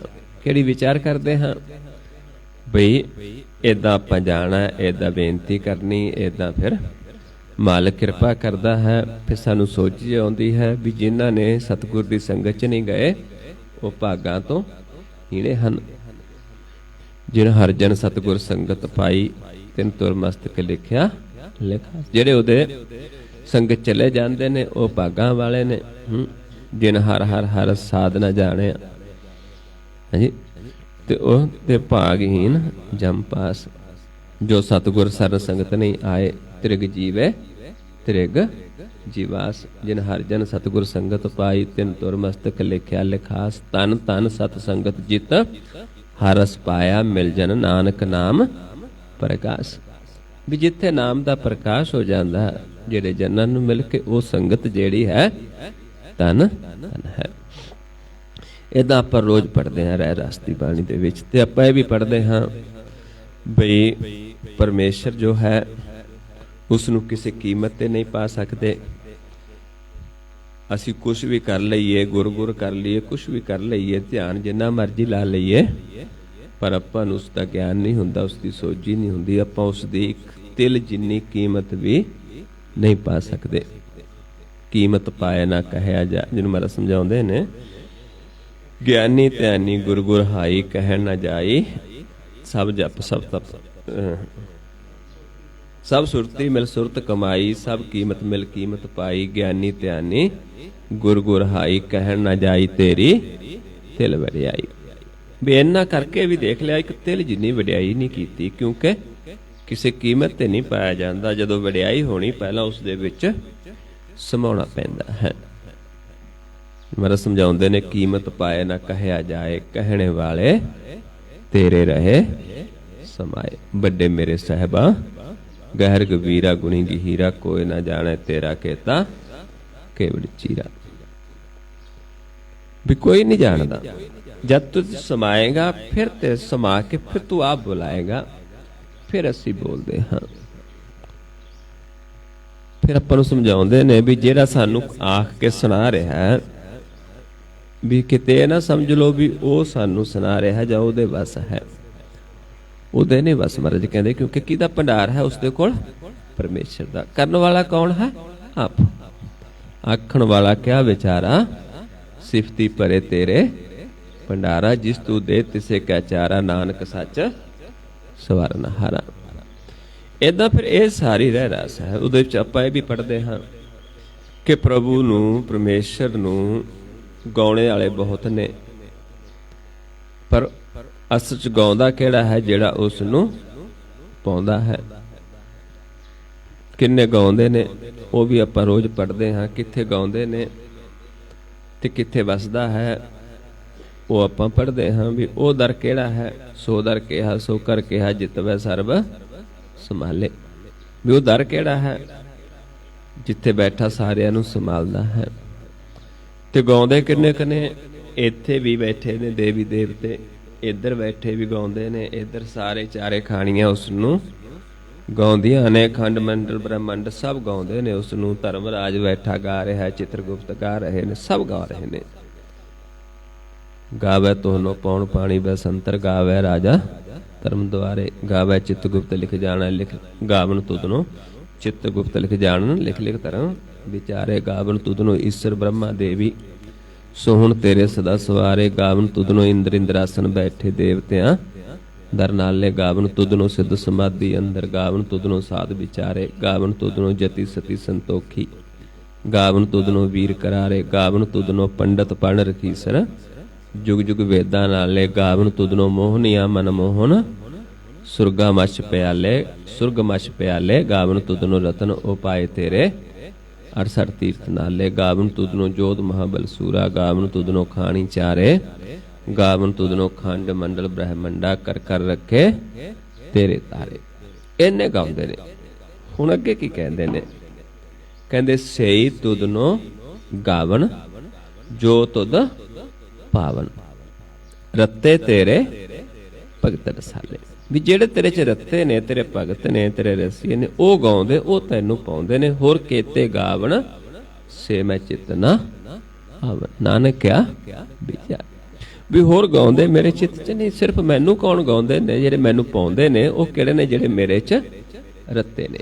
ਮੈਂ ਕਹਿੰਦੇ ਭਗਤ ਤੇਰੇ ਮਨ ਭਾਵਦੇ, ਦਰ ਸੋਹਣ ਕੀਰਤ ਗਾਵਦੇ। ਜਿਹੜੇ ਇੱਥੇ ਖੜ ਕੇ ਸਾਹਮਣੇ ਇਹਨੂੰ ਦੇਖ ਕੇ ਪ੍ਰਭੂ ਨੂੰ ਗਾਉਂਦੇ ਨੇ, ਉਸ ਨੂੰ ਪਾਉਂਦੇ ਨੇ। ਜਿਹੜੇ ਦੇਖਦੇ ਨਹੀਂ ਉਹ ਨਹੀਂ ਉਹਨੂੰ ਗਾਉਂਦੇ। ਜਿਹੜੇ ਇੱਥੇ ਜਾ ਕੇ ਆਪਣੇ ਮੂਲ ਨੂੰ ਬੁੱਝਦੇ ਨਹੀਂ, ਇੱਥੇ ਜਾ ਕੇ ਦਰ ਢੋਈ ਨਹੀਂ ਲੈਂਦੇ, ਮਹਾਰਾਜ ਕਹਿੰਦੇ ਉਹਨੂੰ ਨਹੀਂ ਪਾਉਂਦੇ। ਭਗਤ ਤੇਰੇ ਮਨ ਭਾਵਦੇ, ਦਰ ਸੋਹਣ ਕੀਰਤ ਗਾਵਦੇ, ਨਾਨਕ ਕਰਮ ਬਾਰੇ ਦਰ ਢੋ ਨਾ ਲੈਣੀ, ਤਾਪ ਦੇ ਕਮੂਲ ਨਾ ਬੁੱਝਣ ਆਪਣਾ, ਅਨਹੋਦ ਆਪ ਗਨਾਏ ਦੇ, ਹੋਟਾ ਠੀਕਾ ਨੀ ਜਾਤ ਹੈ, ਹੋਰ ਉੱਤਮ ਜਾਤ ਸਦਾਏ ਦੇ, ਤਿੰਨ ਮੰਗਾ ਜੇ ਤੁਝੇ। ਹੁਣ ਜਿਹੜੇ ਇਸ ਨੂੰ ਜਾਣ ਲਿਆ ਉਹ ਆਪਣੇ ਆਪ ਨੂੰ ਕੀ ਸਮਝਦੇ ਨੇ? ਨੀਚ। ਕਿਉਂਕਿ ਆਪਾਂ ਸਾਰੇ ਹੀ ਉਸਦੇ ਬੱਚੇ ਹਾਂ। ਆਪਾਂ ਨੂੰ ਪਤਾ ਹੈ ਕਿ ਪ੍ਰਭੂ ਨੂੰ ਕੌਣ ਪਾਉਂਦਾ ਹੈ? ਜਿਹੜੇ ਨੀਚ ਨੇ। ਜਿੱਥੇ ਨੀਚਾਂ ਨੂੰ ਸੰਭਾਲਿਆ ਜਾਂਦਾ ਉੱਥੇ ਉਸ ਪ੍ਰਭੂ ਦੀ ਬਖਸ਼ਿਸ਼ ਹੈ। ਆਪਸ ਕੋ ਜੋ ਜਾਣੇ ਨੀਚਾ, ਸੋ ਗਣੀਐ ਸਭ ਤੇ ਉੱਚਾ।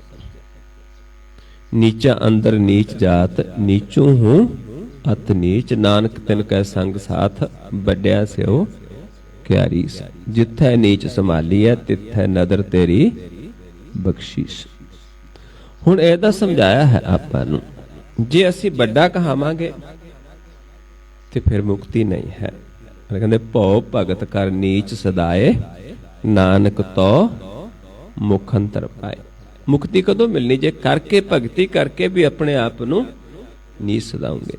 ਜੇ ਅਸੀਂ ਚੋਲੇ ਪਾਵਾਂਗੇ, ਆਪਣੇ ਆਪ ਨੂੰ ਸੰਤ ਕਹਾਵਾਂਗੇ ਜਾਂ ਕੁਛ ਹੋਰ ਕਹਾਵਾਂਗੇ, ਫਿਰ ਸਾਨੂੰ ਮੁਕਤੀ ਨਹੀਂ ਹੋਣੀ। ਜੇ ਅਸੀਂ ਭੇਖ ਕਰਕੇ ਦੱਸਾਂਗੇ, ਆਪਣੇ ਨਾਲ ਲੋਕਾਂ ਨੂੰ ਜੋੜਾਂਗੇ, ਆਪਾਂ ਨੂੰ ਮੱਥੇ ਟਿਕਾਵਾਂਗੇ, ਫਿਰ ਤਾਂ ਅਸੀਂ ਸ਼ਰੀਕ ਬਣ ਗਏ। ਭਗਤੀ ਵੀ ਕਰਾਂਗੇ, ਆਪਣੇ ਆਪ ਨੂੰ ਕੁਛ ਵੀ ਸਦਾਵਾਂਗੇ ਨਹੀਂ, ਆਪਣੇ ਆਪ ਨੂੰ ਜਨਾਉਣ ਦੀ ਕੋਸ਼ਿਸ਼ ਨਹੀਂ ਕਰਾਂਗੇ, ਫਿਰ ਆਪਾਂ ਅਨਮੁਕਤ ਹਾਂ।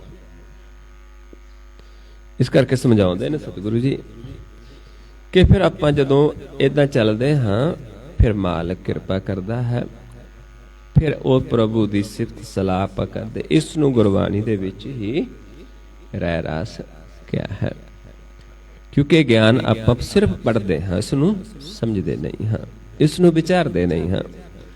ਜਦੋਂ ਵਿਚਾਰਾਂਗੇ ਫਿਰ ਸਾਨੂੰ ਪਤਾ ਲੱਗ ਜਾਏਗਾ ਕਿ ਕਿਹੜੇ ਉਸ ਨੂੰ ਗਾਉਂਦੇ ਨੇ, ਕਿਹੜੇ ਉਸ ਨੂੰ ਨਹੀਂ ਗਾਉਂਦੇ, ਕਿੱਥੇ ਅਸੀਂ ਜਾ ਕੇ ਬੈਠਣਾ, ਕਿੱਥੇ ਸੁਣਨਾ, ਕਿੱਥੇ ਨਹੀਂ ਸੁਣਨਾ। ਇੱਕ ਵਿਚਾਰ ਹੈ ਵੀ ਬੀਤੀਆਂ ਗੱਲਾਂ ਕਰਦੇ ਨੇ ਤੇ ਇੱਕ ਉਸ ਪ੍ਰਭੂ ਦੀ ਸਿਫਤਸਲਾਹ ਕਰਦੇ, ਉਸ ਦੇ ਨਾਮ ਦੀ ਸਿਫਤਸਲਾਹ ਕਰਦੇ ਨੇ। ਹੁਣ ਆਪਾਂ ਨੂੰ ਸਮਝਾਉਂਦੇ ਨੇ, ਆਪਾਂ ਪੜ੍ਹਦੇ ਹਾਂ ਵੀ ਭਗਤੀ ਤਾਂ ਮਾਲਕ ਦੀ ਬਹੁਤ ਕਰਦੇ, ਪਰ ਭਗਤ ਭਲੇ ਕਿਹੜੇ ਨੇ? ਜਿਹੜੇ ਉਹਨੂੰ ਪਾਉਂਦੇ ਨੇ। ਤੇਰੀ ਭਗਤ ਭੰਡਾਰ ਜੀ, ਪਰੇ ਬੇਅੰਤ ਬੇਅੰਤਾ, ਤੇਰੇ ਭਗਤ ਸਲਾਹਣ ਤੁਧ ਜੀ, ਹਰ ਅਨੇਕ ਅਨੇਕ ਅਨੰਤਾ। ਤੇਰੀ ਅਨੇਕ ਕਰੇ ਹਰ ਪੂਜਾ ਜੀ, ਤਪ ਤਾਪੇ ਜਪੇ ਬੇਅੰਤਾ। ਤੇਰੇ ਅਨੇਕ ਪੜੇ ਬਹੁ ਸਿਮਰਤ ਸ਼ਾਸਤ ਜੀ, ਕਰਕੇ ਰਿਆ ਖਟ ਕਰਮ ਕਰੰਤਾ। ਸੇ ਭਲੇ ਜਨ ਭਗਤ, ਸੇ ਭਗਤ ਭਲੇ ਜਨ ਨਾਨਕ ਜੀ, ਜੋ ਭਾਵੈ ਮੇਰੇ ਹਰ ਭਗਵੰਤਾ। ਵੀ ਭਲੇ ਉਹ ਨੇ ਜਿਹੜੇ ਉਹਨੂੰ ਪਾਉਂਦੇ ਨੇ। ਭਗਤੀ ਬਹੁਤ ਲੋਕ ਕਰਦੇ ਨੇ। ਇਸ ਤਰੀਕੇ ਨਾਲ ਆਪਾਂ ਰਹਿ ਰਾਸ ਚੱਲਦੀ ਜਦੋਂ ਆਪਾਂ ਵਿਚਾਰ ਕਰਦੇ ਹਾਂ, ਤੇ ਫਿਰ ਆਪਾਂ ਨੂੰ ਇਹ ਵੀ ਪੜ੍ਹਦੇ ਹਾਂ ਵੀ ਜਦੋਂ ਮਾਲਕ ਕਿਸੇ ਨੂੰ ਰੱਖਦਾ ਹੈ, ਫਿਰ ਉਸ ਨੂੰ ਆਪਣੇ ਨਾਲ ਜੋੜ ਲੈਂਦਾ ਹੈ।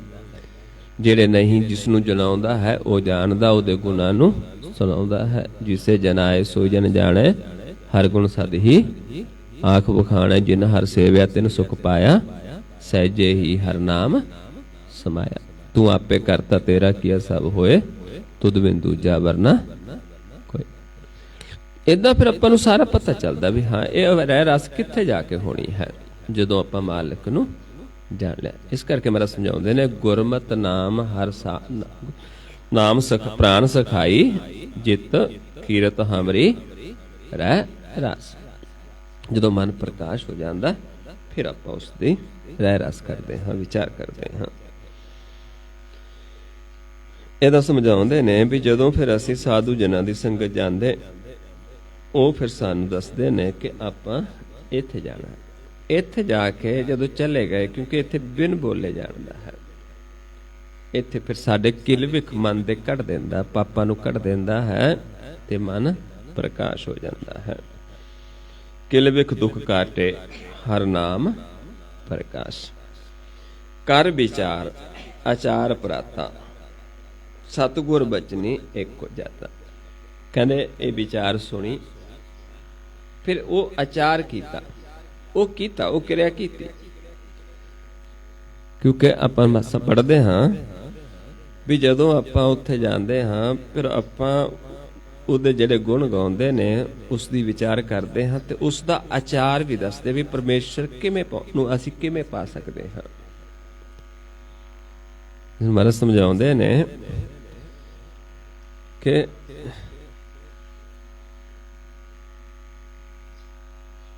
ਗਾਵੇ ਕੋ, ਮੈਂ ਸਮਝਾਉਂਦੇ ਨੇ ਆਪਾਂ ਪੜ੍ਹਦੇ ਹਾਂ,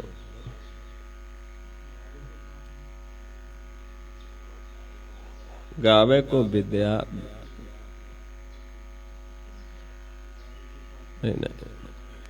ਗਾਵੇ ਕੋ ਤਾਨ ਹੋਵੇ ਕਿਸੇ ਤਾਨ, ਗਾਵੇ ਕੋ ਦਾਤ ਜਨ ਨਿਸ਼ਾਨ, ਗਾਵੇ ਕੋ ਗੁਣ ਵਡਿਆਈ ਆਚਾਰ। ਤਿੰਨ ਚੀਜ਼ਾਂ, ਗੁਣ, ਵਡਿਆਈ ਤੇ ਆਚਾਰ। ਵੀ ਆਚਾਰ, ਸਾਡਾ ਆਚਾਰ ਕਿਹਾ ਜਾਵੇ, ਅਸੀਂ ਕਿਵੇਂ ਚੱਲਣਾ। ਆਚਾਰ ਕਹਿੰਦੇ ਨਾ ਵੀ ਬੰਦਾ ਬੜਾ ਆਚਾਰੀ ਹੈ, ਹਾਂ ਵੀ ਕਹਿੰਦੇ ਆਚਾਰੀ ਆ, ਵੀ ਜਿਹਦਾ ਉਹ ਆਚਾਰ ਹੋ ਜਾਵੇ, ਉਹ ਚੱਲਣ ਹੋ ਜਾਵੇ, ਉਹ ਕਰਨੀ ਹੋ ਜਾਵੇ ਜਿਹੜੀ ਮਾਲਕ ਨੂੰ ਪਾਉਂਦੀ ਹੈ, ਉਹਨੂੰ ਆਚਾਰੀਆ ਕਹਿ ਦਿੰਦੇ ਸੀ ਅੱਗੇ। ਉਹ ਫਿਰ ਸਾਨੂੰ ਉੱਥੇ ਵਿਚਾਰ ਕੀਤੀ ਜਾਂਦੀ, ਉਹ ਗਾ ਕੇ ਸਭ ਬੋਲ ਕੇ ਦੱਸਿਆ ਜਾਂਦਾ ਹੈ। ਉਹ ਮਹਾਰਾਜ ਕਹਿੰਦੇ ਜਿਹੜੇ ਫਿਰ ਜੀਵ ਇਹ ਵਿਚਾਰ ਨੂੰ ਆਚਾਰ ਬਣਾ ਲੈਂਦੇ ਨੇ, ਗੁਰੂ ਦੇ ਬਚਨ ਲੈ ਕੇ ਫਿਰ ਉਸ ਨੂੰ ਜਾਣ ਲੈਂਦੇ ਨੇ। ਕਰ ਵਿਚਾਰ ਆਚਾਰ ਭਰਾਤਾ, ਸਤਿਗੁਰ ਬਚਨੀ ਏਕੋ ਜਾਤਾ, ਨਾਨਕ ਰਾਮ ਨਾਮ ਮਨ ਰਾਤਾ।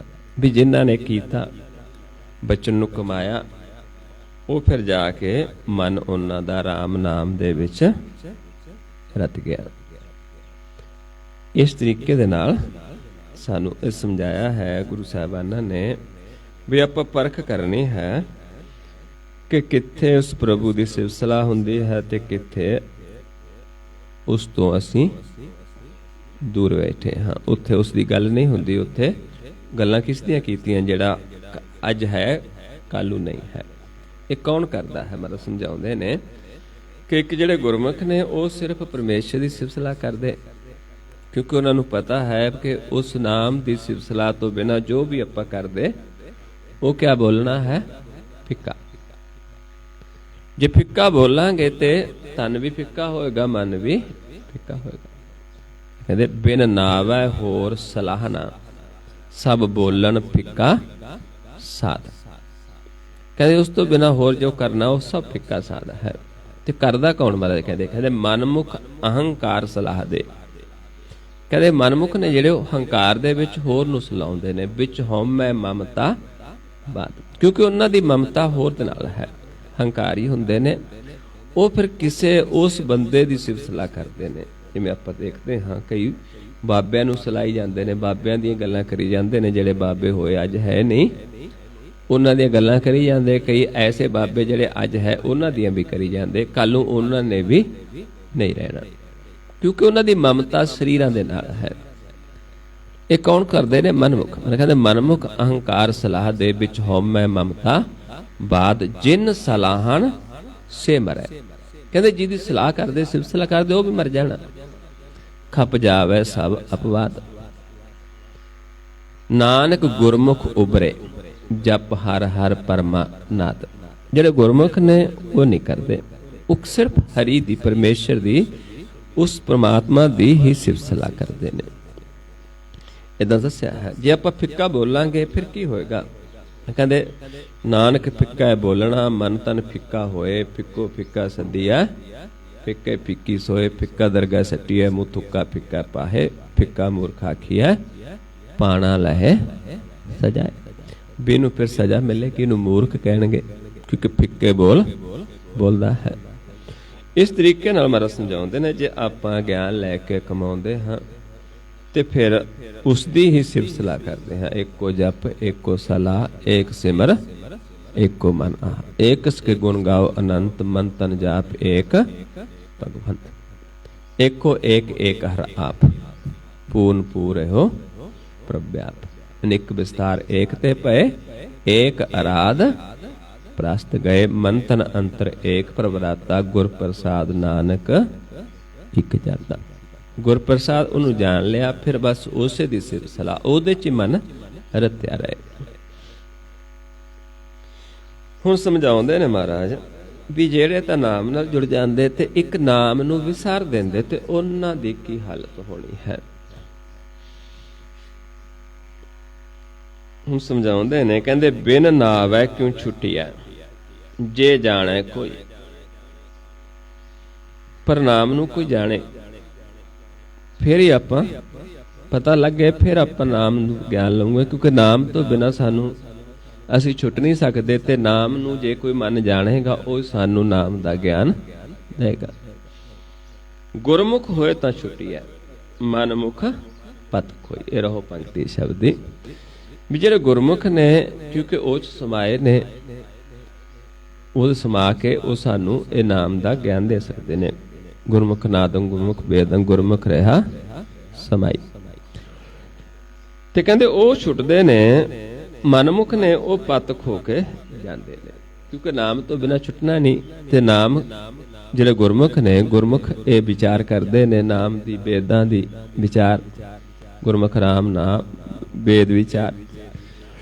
ਤੇ ਸਮਝਾਉਂਦੇ ਨੇ ਕਿ ਉਹ ਛੁੱਟਦੇ ਨੇ ਗੁਰਮੁਖਾਂ ਤੋਂ, ਮਨਮੁਖ ਪਤ ਖੋ ਕੇ ਜਾਂਦੇ ਨੇ। ਜਿਨੀ ਨਾਮ ਵਿਸਾਰਿਆ ਦੂਜਾ ਪਰਮ ਭੁਲਾਈ। ਮੈਂ ਕਹਿੰਦੇ ਜਿਨ੍ਹਾਂ ਨੇ ਨਾਮ ਨੂੰ ਵਿਸਾਰਤਾ ਤੇ ਪਰਮ ਚ ਪੈ ਕੇ ਦੂਜੇ ਨਾਲ ਜੁੜੇ ਨੇ, ਭੁੱਲੇ ਨੇ, ਮੂਲ ਛੋੜ ਡਾਲੀ ਲੱਗੇ, ਕਿਆ ਪਾਵੈ ਸ਼ਾਈ। ਉਹਨਾਂ ਦੀ ਹਾਲਤ ਕੀ ਹੈ? ਇੱਕ ਦਰਖਤ ਹੈ ਤੇ ਇੱਕ ਦਰਖਤ ਦੀ ਟਾਹਣੀ ਹੈ, ਕਿਉਂਕਿ ਸੰਸਾਰ ਹੈ ਜਿਹੜੀ ਉਸ ਦੀ ਟਾਹਣੀਆਂ ਪੱਤੇ ਨੇ। ਦਰਖਤ ਖੜਾ ਰਹਿੰਦਾ ਹੈ, ਪੱਤੇ ਨਵੇਂ ਆਉਂਦੇ ਝੜਦੇ ਜਾਂਦੇ ਨੇ, ਟਾਹਣੀਆਂ ਆਉਂਦੀਆਂ ਹੋਰ ਅੱਗੇ ਟੁੱਟਦੀਆਂ ਜਾਂਦੀਆਂ ਨੇ। ਏਦਾਂ ਜੇ ਆਪਾਂ ਸੰਸਾਰ ਨਾਲ ਜੁੜੇ ਹਾਂ, ਫਿਰ ਆਪਾਂ ਦਰਖਤ ਨੂੰ ਛੱਡ ਕੇ ਉਹਦੇ ਕਿਸੇ ਟਹਿਣੀ ਨਾਲ ਜੁੜੇ ਹਾਂ, ਟਹਿਣੀ ਟੁੱਟ ਕੇ ਡਿੱਗ ਪੈਂਦੀ ਹੈ। ਪੱਤਿਆਂ ਨਾਲ ਜੁੜੇ ਹਾਂ, ਕਿਉਂਕਿ ਪੱਤਿਆਂ ਦੀ ਤਰ੍ਹਾਂ ਜੀਵ ਝੜਦਾ ਹੈ, ਨਵੇਂ ਆਉਂਦੇ ਨੇ। ਇਹਦਾ ਮਹਾਰਾਜ ਸਮਝਾਉਂਦੇ ਨੇ ਵੀ ਨਾਮ ਨੂੰ ਛੱਡ ਕੇ ਜੇ ਆਪਾਂ ਹੋਰ ਨਾਲ ਜੁੜੇ, ਦੂਜੇ ਨਾਲ ਜੁੜੇ ਹਾਂ, ਤੇ ਅਸੀਂ ਕਿਸ ਨਾਲ ਜੁੜੇ ਹਾਂ? ਇੱਕ ਟਹਿਣੀ ਦੇ ਨਾਲ, ਇੱਕ ਡਾਲੀ ਦੇ ਨਾਲ। ਮੂਲ ਨੂੰ ਛੱਡ ਦਿੱਤਾ, ਦਰਖਤ ਨੂੰ ਛੱਡ ਦਿੱਤਾ। ਜਿਨੀ ਏਕੋ ਸੇਵਿਆ ਪੂਰੀ ਮਤ ਪਾਈ। ਪਰ ਜਿਹੜੇ ਇਸ ਨਾਲ ਨਹੀਂ ਜੁੜਦੇ, ਜਿਹੜੇ ਇੱਕ ਦੀ ਸੇਵਾ ਕਰਦੇ ਨੇ, ਉਹਨਾਂ ਦੀ ਜਿਹੜੀ ਮਤ ਹੈ ਉਹ ਪੂਰੀ ਹੈ। ਆਦ ਜੁਗਾਦ ਨਿਰੰਜਨਾ ਜਨ ਹਰ ਸਰਨਾਈ। ਕਹਿੰਦੇ ਉਹ ਜਨ ਫਿਰ ਕਿਸ ਦੀ ਸ਼ਰਨ ਦੇ ਵਿੱਚ ਰਹਿੰਦੇ ਨੇ? ਜਿਹੜਾ ਆਦ ਤੋਂ ਹੈ, ਜੁਗਾਂ ਤੋਂ ਵੀ ਹੈ ਤੇ ਅੱਜ ਵੀ ਹੈ। ਉਹ ਨਿਰੰਜਨ ਹੈ, ਉਹ ਪ੍ਰਕਾਸ਼ ਰੂਪ ਹੈ, ਮਾਇਆ ਤੋਂ ਰਹਿਤ ਹੈ, ਉਹ ਇੱਕ ਹੈ। ਉਹਦੀ ਸ਼ਰਨ ਦੇ ਵਿੱਚ ਰਹਿੰਦੇ ਨੇ। ਉਹਨਾਂ ਕੋਲ ਇਹ ਪੂਰੀ ਮਤ ਹੈ, ਕਿਉਂਕਿ ਆਪ ਮਾਲਕ ਨੇ ਦਿੱਤੀ, ਉਸ ਦੀ ਆਪਣੀ ਮਤ ਹੈ। ਤੇ ਇਸ ਦਾ ਰਾਖਾ ਵੀ ਕੌਣ ਹੈ? ਆਪ ਮਾਲਕ ਹੈ।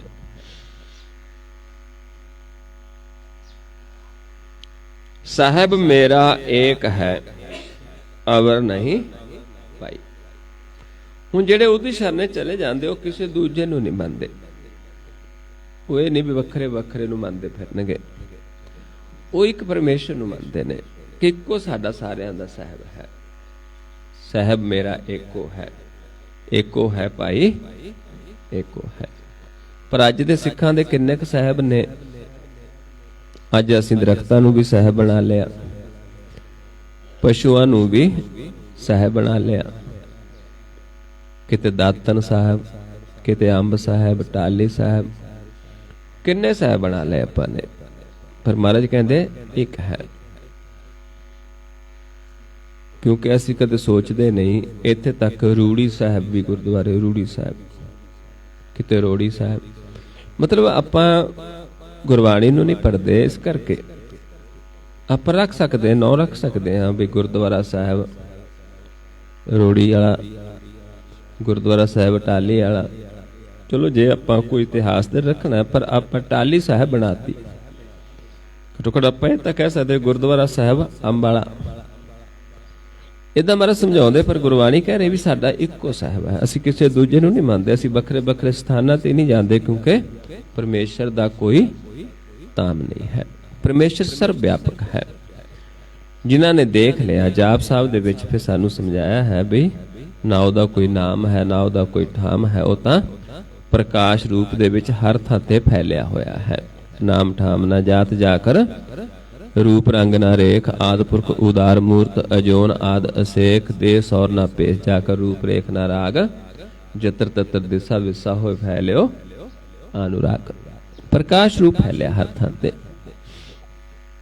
ਇਸ ਕਰਕੇ ਸਮਝਾਉਂਦੇ ਨੇ, ਕਹਿੰਦੇ ਸਾਹਿਬ ਮੇਰਾ ਏਕ ਹੈ ਅਵਰ ਨਹੀਂ ਭਾਈ, ਕਿਰਪਾ ਤੇ ਸੁਖ ਪਾਇਆ ਸੱਚੇ ਪਰਥਾਈ। ਕਹਿੰਦੇ ਉਹਦੀ ਕਿਰਪਾ ਨਾਲ ਫਿਰ ਸੁਖ ਪਾਇਆ ਹੈ। ਪਰ ਜਦੋਂ ਅਸੀਂ ਉਸ ਦੇ ਪਰਥਾਈ ਚੱਲਦੇ ਹਾਂ, ਇਸ ਮਾਰਗ ਤੇ ਚੱਲਦੇ ਹਾਂ, ਫਿਰ ਉਹ ਸਾਨੂੰ ਸੁਖ ਦਿੰਦਾ ਹੈ। ਗੁਰ ਬਿਨ ਕਿਨੇ ਨਾ ਪਾਇਓ, ਕੇਤੀ ਕਹੈ ਕਹਾਏ। ਪਰ ਕਹਿੰਦੇ ਜਿੰਨਾ ਮਰਜੀ ਕੋਈ ਕਹੀ ਜਾਵੇ, ਆਪਣੇ ਆਪ ਨੂੰ ਕਹਾਈ ਜਾਵੇ, ਗੁਰ ਤੋਂ ਬਿਨਾ ਕਿਸੇ ਨੇ ਵੀ ਪਰਮੇਸ਼ਰ ਨੂੰ ਨਹੀਂ ਪਾਇਆ। ਆਪ ਦਿਖਾਵੇ ਬਾਟੜੀ, ਸੱਚੀ ਭਗਤ ਦਿੜਾਏ। ਕਿਉਂਕਿ ਗੁਰਦੁਆਰਾ ਆਪਾਂ ਨੂੰ ਆ ਸੱਚਾ ਰਸਤਾ, ਮਾਰਗ, ਗੋਬਿੰਦ ਮਾਰਗ, ਆ ਰਸਤਾ ਕੌਣ ਦਿਖਾਉਂਦਾ ਹੈ? ਆਪ ਮਾਲਕ। ਆਪਣੇ ਜਨਾਂ ਦੁਆਰਾ ਜਿਹੜੇ ਉਸ ਦੇ ਉਸ ਨੂੰ ਮੰਨਦੇ, ਇੱਕ ਨੂੰ ਮੰਨਦੇ, ਜਿਨ੍ਹਾਂ ਦੇ ਅੰਦਰ ਹੋਰ ਨਹੀਂ ਹੈ। ਕਿਉਂਕਿ ਭਗਤ ਗੁਰਬਾਣੀ 'ਚ ਉਸ ਨੂੰ ਕਿਹਾ ਹੈ ਜਿਹਦੇ ਮਨ ਦੇ ਵਿੱਚ ਪਰਮੇਸ਼ਰ ਤੋਂ ਬਿਨਾਂ ਹੋਰ ਕੋਈ ਨਾ ਹੋਵੇ। ਭਗਤ ਭਗਤ ਸੁਣੀਐ ਤੇ ਲੋਏ, ਜਾ ਕੇ ਹਿਰਦਾ ਏਕੋ ਹੋਏ। ਸੱਚ ਕਰਨੀ ਸੱਚ ਤਾਕੇ ਰਹਿਤ, ਸੱਚ ਹਿਰਦਾ ਸਤਮੁਖ ਕਹਿਤ। ਸਾਚੀ ਦ੍ਰਿਸ਼ਟ ਸਾਚਾ ਆਕਾਰ, ਸੱਚ ਵਰਤਿਆ ਸਾਚਾ ਪਸਾਰ। ਪਾਰ ਬ੍ਰਹਮ ਜਿਨ ਸੱਚ ਕਰ ਜਾਤਾ, ਨਾਨਕ ਸੋ ਜਨ ਸੱਚ ਸਮਾਤ। ਹੁਣ ਆਪਾਂ ਨੂੰ ਸਮਝਾਉਂਦੇ ਨੇ ਮਹਾਰਾਜ ਬਈ ਫਿਰ ਆਪ ਪ੍ਰਭੂ ਆਪਣੇ ਜਨਾਂ ਦੁਆਰਾ ਇਸ ਬਾਟੜੀ ਦਿਖਾਉਂਦਾ, ਸਾਨੂੰ ਸੱਚਾ ਮਾਰਗ ਦਿਖਾਉਂਦਾ ਹੈ, ਗੋਬਿੰਦ ਮਾਰਗ। ਜਿਸ ਮਾਰਗ ਤੇ ਚੱਲਦੇ ਆ ਸੰਸਾਰ ਦੇ ਵਿੱਚ ਵੀ ਉਸਤਤ ਹੁੰਦੀ ਹੈ। ਇਸ ਮਾਰਗ ਤੇ ਭਗਤ ਚੱਲੇ। ਅੱਜ ਆਪਾਂ ਉਹਨਾਂ ਦੀ ਉਸਤਤ ਕਰਦੇ ਹਾਂ, ਗੁਰਸਿੱਖਾਂ ਦੀ ਉਸਤਤ ਕਰਦੇ, ਉਹਨਾਂ ਦੀ ਬਾਣੀ ਨੂੰ ਪੜ੍ਹਦੇ ਹਾਂ, ਗਾਉਂਦੇ ਹਾਂ, ਕਿਉਂਕਿ ਇਸ ਮਾਰਗ ਤੇ ਚੱਲੇ। ਮੈਂ ਕਹਿੰਦਾ ਸੱਚੇ ਮਾਰਗ ਚੱਲਦੇ ਆ, ਉਸਤਤ ਕਰੈ ਜਹਾਨ। 68 ਤੀਰਥ ਸਗਲ ਪੁੰਨ ਜੀ ਦਿਆ ਪ੍ਰਵਾਨ, ਜਿਸ ਨੂੰ ਦੇਵੇ ਦਇਆ ਕਰ, ਸੋਈ ਪੁਰਖ ਸੁਜਾਨ। ਜਿਹਨੂੰ ਆਪ ਦਿੰਦਾ ਉਹ ਸਿਆਣਾ, ਉਹ ਫਿਰ ਸਾਨੂੰ ਦਇਆ ਕਰਦਾ ਦੂਜੇ ਜੀਵਨ ਤੇ, ਸਾਡੇ ਮਨ ਤੇ, ਸੰਸਾਰੀ ਨਹੀਂ ਮਨ ਤੇ, ਜਿਹਦੇ ਦੁਆਰਾ ਸਾਡਾ ਇਹ ਪੁੰਨ ਦਾਨ ਲੱਗਦਾ ਹੈ। ਇਹ ਤੀਰਥ ਦਾ ਇੱਥੇ 68 ਤੀਰਥ ਨੇ, ਸੁਣਿਆ 68 ਕਾ ਇਸ਼ਨਾਨ। ਜਦੋਂ ਫਿਰ ਜੀਵ ਇਸ ਨੂੰ ਜਾਣ ਲੈਂਦਾ, ਇਸ ਮਾਰਗ ਤੇ ਚੱਲਦਾ, ਦੂਜਿਆਂ ਨੂੰ ਦੱਸਦਾ, ਦਇਆ ਕਰਦਾ ਹੈ, ਫਿਰ ਸਾਡਾ ਸਾਰਾ ਕੁਝ ਪ੍ਰਵਾਨ ਹੋ ਜਾਂਦਾ। 68 ਤੀਰਥ ਸਗਲ ਪੁੰਨ ਜੀ ਦਇਆ ਪ੍ਰਵਾਨ। ਬਸ ਆ ਗਿਆਨ ਦੇ ਦਿੱਤਾ ਗੁਰ ਦਾ, ਸਮਝਾਤਾ, ਰਸਤਾ ਦੱਸ ਦਿੱਤਾ ਮਨ ਨੂੰ, ਤੇ ਸਾਰਾ ਕੁਝ ਆਪਣਾ ਪ੍ਰਵਾਨ ਹੋ ਜਾਂਦਾ। ਸਾਨੂੰ ਕੁਝ ਵੀ ਕਰਨ ਦੀ ਲੋੜ ਨਹੀਂ ਹੈ।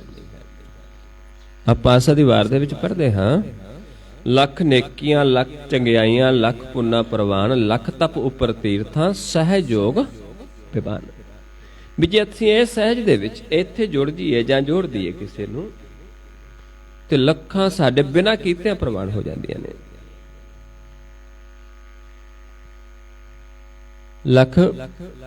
ਲੱਖਾਂ ਪਾਠ ਕੀਤੇ ਪ੍ਰਵਾਨ ਹੋ ਜਾਂਦੇ। ਇਸ ਕਰਕੇ ਇੱਥੇ ਜੁੜਨ ਦਾ ਜਿਹੜਾ ਗਿਆਨ ਹੈ, ਇਹ ਰਸਤਾ ਕੌਣ ਦਿਖਾਉਂਦਾ ਹੈ? ਆਪ ਮਾਲਕ। ਆਪ ਦਿਖਾਵੇ ਬਾਟੜੀ, ਸੱਚੀ ਭਗਤ ਦ੍ਰਿੜਾਏ। ਆਪ ਆਪਣੀ ਇਸ ਭਗਤੀ ਦੇ ਵਿੱਚ ਲਾਉਂਦਾ ਹੈ। ਮਨਮੁਖ ਜੇ ਸਮਝਾਈਐ ਵੀ ਉਜੜ ਜਾਏ। ਹੁਣ ਜਿਹੜੇ ਮਨਮੁਖ ਜੀਵ ਨੇ, ਜੇ ਆਪਾਂ ਉਹਨਾਂ ਨੂੰ ਇਹ ਸਮਝਾਉਣਾ ਵੀ ਚਾਹੁੰਦੇ ਨੇ, ਕਿਉਂਕਿ ਉਹ ਆਪਣੀ ਮਤ ਹੁੰਦੀ ਹੈ, ਉਹਨਾਂ ਦੀ ਆਪਣੀ ਚੰਚਲ ਮਤ ਹੁੰਦੀ ਹੈ। ਮੈਨੂੰ ਦੱਸਦੇ ਵੀ ਉਹਨਾਂ ਦਾ ਮਨ ਅਜਿੱਤ ਹੁੰਦਾ ਹੈ, ਕਿਉਂਕਿ ਮਨ ਨੇ ਜਿੱਤਣਾ ਫਿਰ ਅੱਗੇ ਸੋਝੀ ਚੱਲਦੀ ਹੈ, ਲੇਕਿਨ ਉਹਨਾਂ ਦਾ ਮਨ ਅਜਿੱਤ ਹੈ, ਉਹ ਨਹੀਂ ਜਿੱਤ ਸਕਦਾ, ਕਿਉਂਕਿ ਚੱਲਦੇ ਨਹੀਂ, ਸੁਣਦੇ ਨਹੀਂ। ਜਿਵੇਂ ਆਪਾਂ ਦੇਖਦੇ ਸੰਸਾਰ ਦੇ ਵਿੱਚ ਕਿ ਕੋਈ ਖਿਡਾਰੀ ਖੇਡਾਂ ਖੇਡਦੇ ਨੇ, ਉਹਨਾਂ ਨੂੰ ਕੋਚ ਤਰੀਕੇ ਦੱਸਦਾ ਹੈ ਵੀ ਆ ਇੱਥੇ ਆ ਦੌੜ ਕਰਨਾ, ਇੱਥੇ ਆ ਦੌੜ ਮਾਰਨਾ ਹੈ। ਜਿਹੜਾ ਜੀਵ ਉਸ ਦੌੜ ਨੂੰ ਕਰੇਗਾ ਉਹ ਜਿੱਤ ਸਕਦਾ, ਕਿਉਂਕਿ ਕੋਚ ਕੌਣ ਹੁੰਦੇ ਨੇ? ਜਿਹੜੇ ਆਪ ਚੈਂਪੀਅਨ ਰਹੇ ਹੁੰਦੇ ਨੇ, ਉਹਨਾਂ ਨੂੰ ਕੋਚ ਰੱਖਦੇ ਨੇ। ਜਿਹੜਾ ਉਹਨਾਂ ਦੇ ਦੱਸੇ ਦਾ ਪੇਚ ਨੂੰ ਵਰਤੇਗਾ ਉਹ ਜਿੱਤ ਸਕੇਗਾ, ਜਿਹੜਾ ਆਪਣੀ ਮਤ ਦੁਆਰਾ ਖੇਡੇਗਾ ਉਹ ਜਿੱਤੇਗਾ ਨਹੀਂ। ਏਦਾਂ ਜਿਹੜੇ ਮਨਮੁਖ ਨੇ ਉਹ ਕਿਸੇ ਦੀ ਸੁਣਦੇ ਨਹੀਂ, ਆਪਣੀ ਮਤ ਦੁਆਰਾ ਚੱਲਦੇ ਨੇ, ਉਹ ਕਦੇ ਵੀ ਜਿੱਤ ਨਹੀਂ ਸਕਦੇ। ਜਿਹੜੇ ਗੁਰਮੁਖ ਨੇ ਉਹ ਜਿੱਤ ਕੇ ਜਾਂਦੇ ਨੇ, ਕਿਉਂਕਿ ਜਿਨ੍ਹਾਂ ਨੇ ਗੁਰ ਦੇ ਸ਼ਬਦ ਨਾਲ ਆਪਣੇ ਮਨ ਨੂੰ ਜਿੱਤਿਆ, ਉਹ ਦੂਜਿਆਂ ਨੂੰ ਵੀ ਜਿਤਾ ਸਕਦੇ ਨੇ। ਗੁਰ ਸ਼ਬਦੀ ਮਨ ਜੀਤਿਆ, ਜਗ ਤਿਨੈ ਜਿਤਾਨਾ। ਹੁਣ ਇੱਥੇ ਸਮਝਾਉਂਦੇ ਨੇ ਆਪਾਂ ਨੂੰ ਵੀ ਜੇ ਮਨਮੁਖ ਨੂੰ ਸਮਝਾਵਾਂਗੇ ਉਹ ਫਿਰ ਵੀ ਭਰਮ 'ਚ ਪਿਆ ਰਹੇਗਾ। ਬਿਨ ਹਰ ਨਾਮ ਨਾ ਛੁੱਟ ਸੀ, ਮਰ ਨਰਕ ਸਮਾਏ। ਮਨਮੁਖ ਸਮਝੇਗਾ ਨਹੀਂ, ਪਰ ਅਖੀਰ ਕਿਆ ਹੋਏਗਾ? ਮੁਕਤ ਨਹੀਂ ਹੋਏਗਾ, ਫਿਰ ਨਰਕਾਂ 'ਚ ਜਾ ਕੇ ਜਾਏਗਾ, ਡਿੱਗੇਗਾ ਨਰਕਾਂ ਦੇ ਜੂਨਾਂ ਦੇ ਵਿੱਚ, ਨਰਕ ਭੋਗੇਗਾ। ਜਨਮ ਮਰੈ ਭਰਮਾਈਐ, ਹਰ ਨਾਮ ਨਾ ਲੇਵੈ। ਕਹਿੰਦੇ ਫਿਰ ਜੰਮੂ ਫਿਰ ਮਰੂ, ਐਦਾ ਭਰਮਦਾ ਰਹੇਗਾ, ਪਰ ਉਹ ਨਾਮ ਨਹੀਂ ਲਏਗਾ ਮਨਮੁਖ। ਉਸ ਨੂੰ ਜਨਮ ਮਰਨੀ ਚੰਗਾ ਲੱਗਦਾ ਹੈ। ਤਾਂ ਕਿ ਕੀਮਤ ਨਾ ਪਵੈ, ਬਿਨ ਗੁਰ ਕੀ ਸੇਵਾ। ਹੁਣ ਪਰਮੇਸ਼ਰ ਕਿਸੇ ਕੀਮਤ ਤੇ ਤਾਂ ਨਹੀਂ ਮਿਲਦਾ ਆਪਾਂ ਨੂੰ, ਸਿਰਫ ਕਿਵੇਂ ਮਿਲਦਾ ਹੈ? ਗੁਰ ਦੀ ਸੇਵਾ ਦੇ ਨਾਲ। ਜੇ ਅਸੀਂ ਗੁਰ ਕਮਾਵਾਂਗੇ ਫਿਰ ਮਿਲੇਗਾ, ਹੋਰ ਕਿਸੇ ਕੀਮਤ ਤੇ ਨਹੀਂ ਮਿਲਦਾ। ਤੇ ਮਨਮੁਖ ਨੇ ਕਮਾਉਣਾ ਨਹੀਂ, ਉਹ ਜਨਮ ਮਰਨ ਦੇ ਵਿੱਚ ਪਿਆ ਰਹੇਗਾ। ਜੇ ਹੀ ਸੇਵ ਕਰਾਈਐ, ਕਰਨੀ ਪੀ ਸਾਈ। ਹੁਣ ਸਮਝਾਉਂਦੇ ਨੇ ਵੀ ਜਿਹੜੀ ਸੇਵਾ ਹੈ ਉਹ ਵੀ ਉਹਦੀ ਕਿਰਪਾ ਨਾਲ ਹੋਏਗਾ। ਜਿਹੀ ਜੀ ਕਰਾਉਂਦਾ ਉਹੀ ਜੀ ਕਰਦਾ ਹੈ ਜੀ। ਆਪ ਕਰੇ ਕਿਸ ਆਖੀ ਹੈ ਵਿਖ ਹੈ ਵਡਿਆਈ, ਕਿਉਂਕਿ ਆਪ ਕਰਵਾਉਣੀ ਹੈ। ਆਪਣੀ ਸੇਵਾ ਜਿਹੜੀ ਹੈ ਕੌਣ ਕਰਵਾਉਂਦਾ ਹੈ? ਆਪ। ਆਪਣੀ ਸੇਵਾ ਦੇ ਵਿੱਚ ਆਪ ਲਾਉਂਦਾ ਹੈ। ਜਿਹਨੂੰ ਆਪਣਾ ਹੁਕਮ ਬਜਾਉਂਦਾ ਹੈ ਉਹਨੂੰ ਆਪਣੀ ਸੇਵਾ ਲਾਉਂਦਾ ਹੈ। ਸੇਵਕ ਕੋ ਸੇਵਾ ਬਣ ਆਈ, ਹੁਕਮ ਬੂਝ ਪਰਮ ਪਦ ਪਾਈ। ਇਸ ਤੇ ਉੱਪਰ ਨਹੀਂ ਵਿਚਾਰ, ਜਾ ਕੇ ਮਨ ਬਸਿਆ ਨਿਰੰਕਾਰ। ਬੰਧਨ ਤੋਰ ਪਏ ਨਿਰਵੈਰ, ਅਨਦਿਨ ਪੂਜੈ ਗੁਰ ਕੇ ਪੈਰ। ਇਹ ਲੋਕ ਸੁਖੀਏ ਪਰਲੋਕ ਸਹੇਲੇ, ਨਾਨਕ ਹਰ ਪ੍ਰਭ ਆਪੇ ਮੇਲੇ। ਹੁਣ ਜਿਨ੍ਹਾਂ ਤੇ ਖੁਸ਼ ਹੁੰਦਾ ਹੈ ਉਹਨਾਂ ਨੂੰ ਲਿਆਉਂਦਾ ਵੀ ਹੈ, ਉਹਨਾਂ ਨੂੰ ਸੇਵਾ ਦੇ ਵਿੱਚ ਲਾਉਂਦਾ ਵੀ ਹੈ। ਜਿਹੜੇ ਮਨਮੁਖ ਨੇ ਉਹ ਕਰਦੇ ਨਹੀਂ, ਕਿਉਂਕਿ ਉਹ ਫਿਰ ਜਨਮ ਮਰਨ ਦੇ ਵਿੱਚ ਰਹਿੰਦੇ ਨੇ। ਨਾਨਕ ਸਿਰ ਦੇ ਛੁੱਟੀਐ, ਦਰਗਹਿ ਪਤ ਪਾਈ। ਵੀ ਇੱਥੇ ਆਪਾ ਛੱਡ ਦੇਣਾ ਹੈ। ਮਨਮੁਖ ਨਹੀਂ ਛੱਡਦੇ, ਜਿਹੜੇ ਦੂਜੇ ਨੇ ਜਿਹੜੇ ਆਪਣਾ ਗਿਆਨ ਛੱਡ ਦਿੰਦੇ ਨੇ ਫਿਰ ਉਹ ਸੇਵਾ ਕਰਦੇ ਨੇ। ਆਪਾ ਛੱਡ ਦੇਣਾ ਸਿਰ ਦੇ ਕੇ ਛੁੱਟਦਾ ਹੈ ਜੀ। ਤੇ ਏਦਾਂ ਫਿਰ ਸਾਨੂੰ ਦਰਗਾਹ ਦੇ ਵਿੱਚ ਮਾਣ ਮਿਲਦਾ ਹੈ, ਪਤ ਮਿਲਦੀ ਹੈ।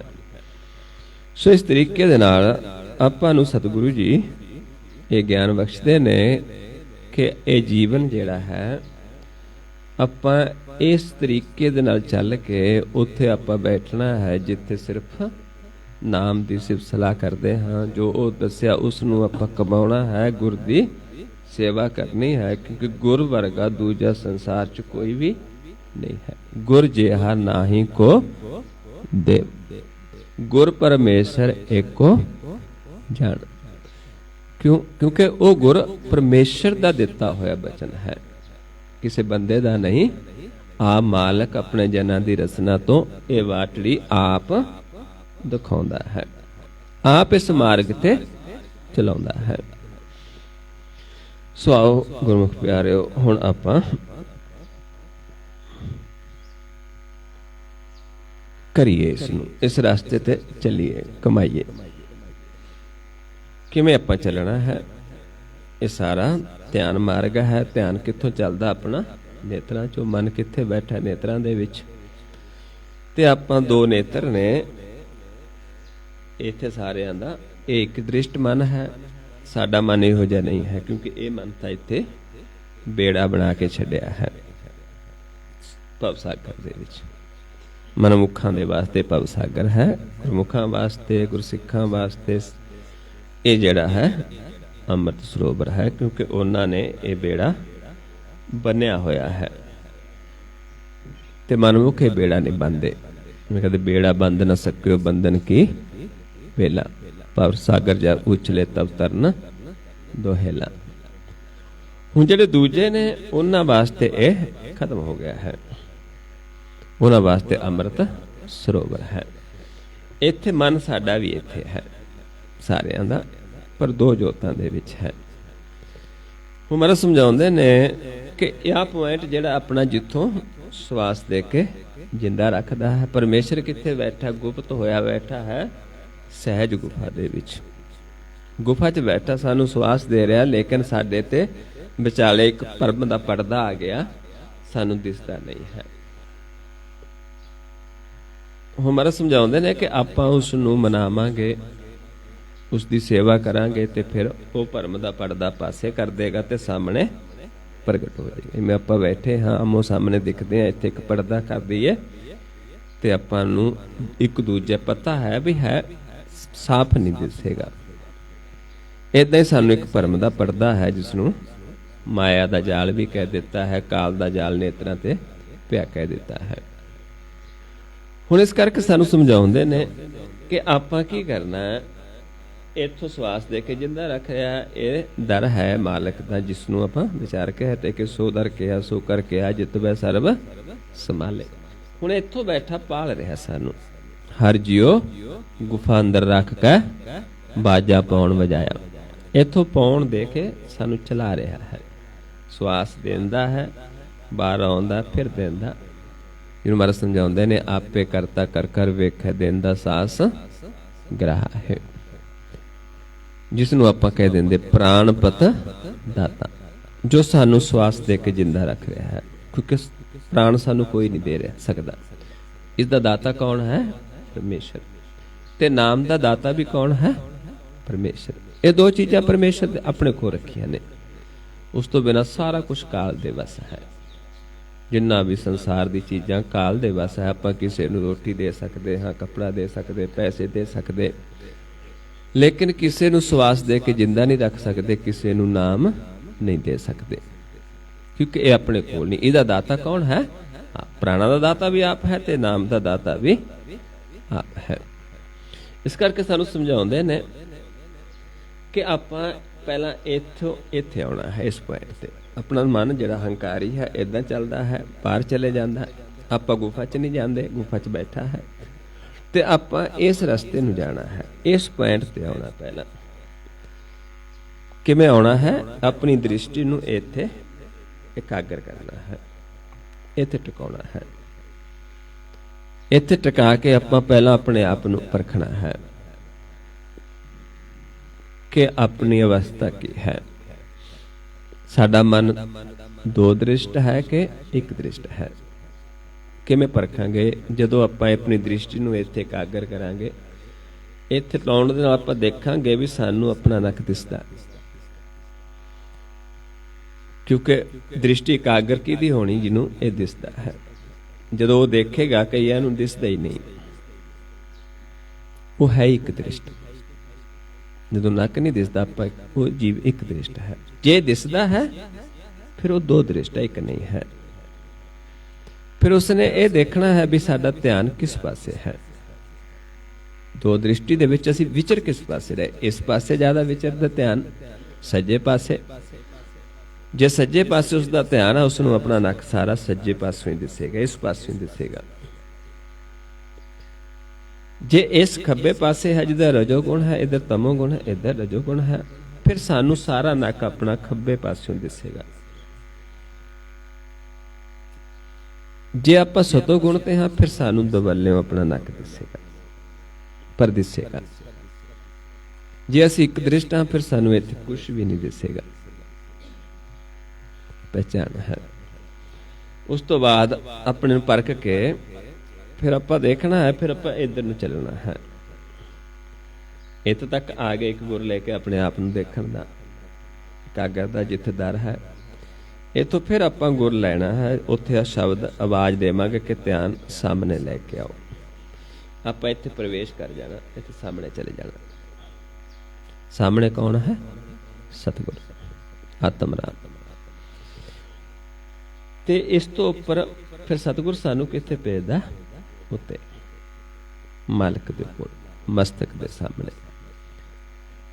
फिर वो सानू बख्शदा है, फिर सानू नाम तन मिलता है। कौन देंदा? आप, जिहदे नाल साडा मुख प्रकाश हुंदा है। इस तरीके नाल आपां देखना है। जदों पहला अपने आप नूं देखना, जदों आवाज़ देवांगे ध्यान सामने, आपां ध्यान सामने देखना है, सामने देखना शुरू कर देना। फिर कहांगे मस्तक दे सामने, फिर पलकां उत्ते चुक देनियां। फिर कहांगे सामने, फिर बाप सामने आउणा है। फिर जदों कहांगे सम करो इस पॉइंट ते, फिर दोनों नेत्रां नूं इत्थे टिका के दृष्टि नूं देखना है। जे जीव नूं पहलां दिसदा सी, जो नवां जीव कोई है, तो फिर उसने देखना है कि दिसनों हट गया। जे दिसनों हट गया तो एक दृष्ट हो गया, क्योंकि उसका ध्यान छू गया उसके नाल। जिसने लिव तोड़ी सी, उसने फिर टूटी गंढी। कौन गंढदा है? आप। टूटी गांडनहार गोपाल। ते एक दृष्ट तो बाद फिर आपां ते आउणा शुरू करांगे। पहला नीचे, फिर इदां आपां बार बार चलांगे, क्योंकि पहला आपां इत्थों उडारी मारनी, फिर सारा खत्म हो जाना भवसागर। फिर आपां पहला नीचे चलांगे, फिर इदां चलांगे। उमें इस रास्ते नूं दृढ़ करांगे बार बार। जिवें ईड़ी अखर है, जिवें ईड़ी अखर है ना, इदां आपां इस नूं दृढ़ करांगे, क्योंकि ये अखर दे विच महाराज सरदादे ने कहंदे ईवड़ी आदि पुरख है दाता आपे सच्चा सोई, इन अखरां में जो गुरमुख बुझे तिस सिर लेख ना होई। इन अखरां नूं बुझना है। सो आओ नेत्र सम करिए। पहला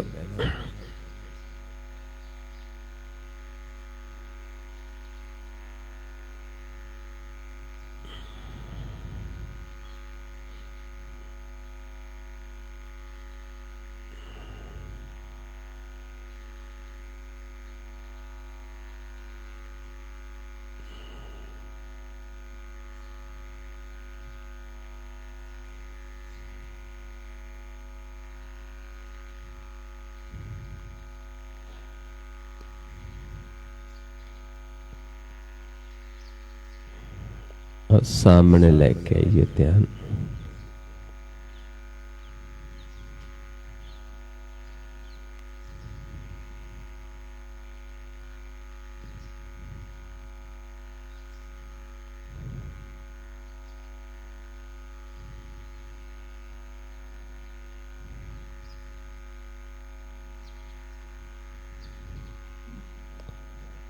मस्तक दे सामने लै जाओ, पलक उत्ते चुक दो।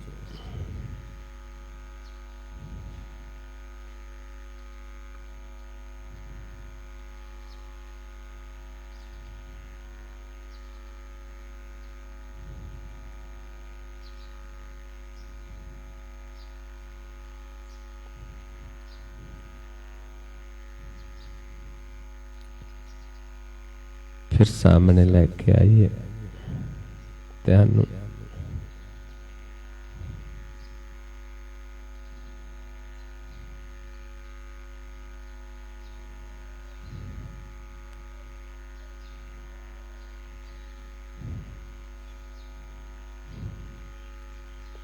फिर समदृष्ट होइए, दोनों नेत्रों नूं फिर नक ते ध्यान टिका के अपने आप नूं देखिए। जे कोई नवा जीव पहला दिसदा सी, फिर उसने देखना है कि जे दिस नूं हट गया तो असीं आपां एक दृष्ट हो गए, जे दिसदा है फिर दो दृष्ट। हाँ, एक नहीं होए, क्योंकि जब विश्वास नहीं किया आपां, जे विश्वास नहीं किया मन च शंका है, फिर आपां एक दृष्ट नहीं हो सकते, क्योंकि विश्वास दे नाल करना है।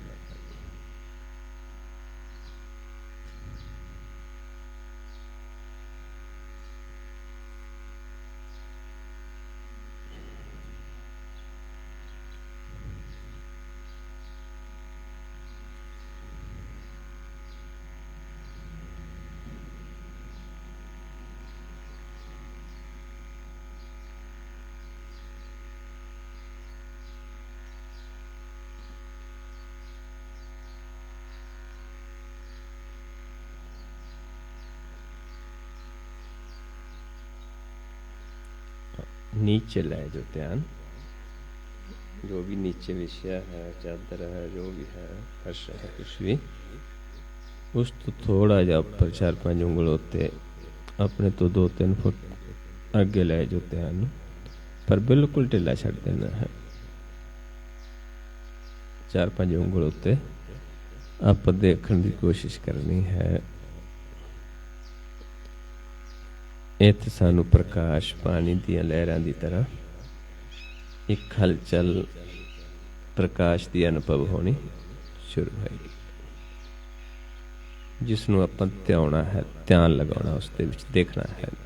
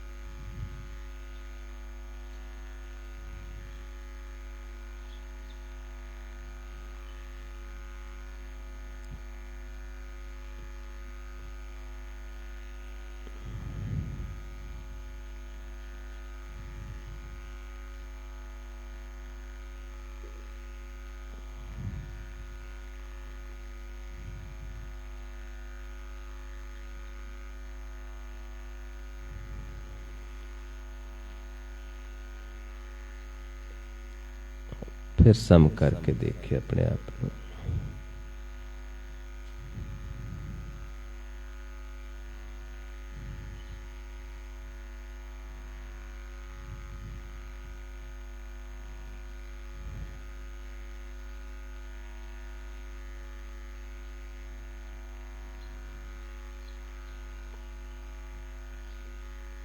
फिर नीचे ले जो ध्यान,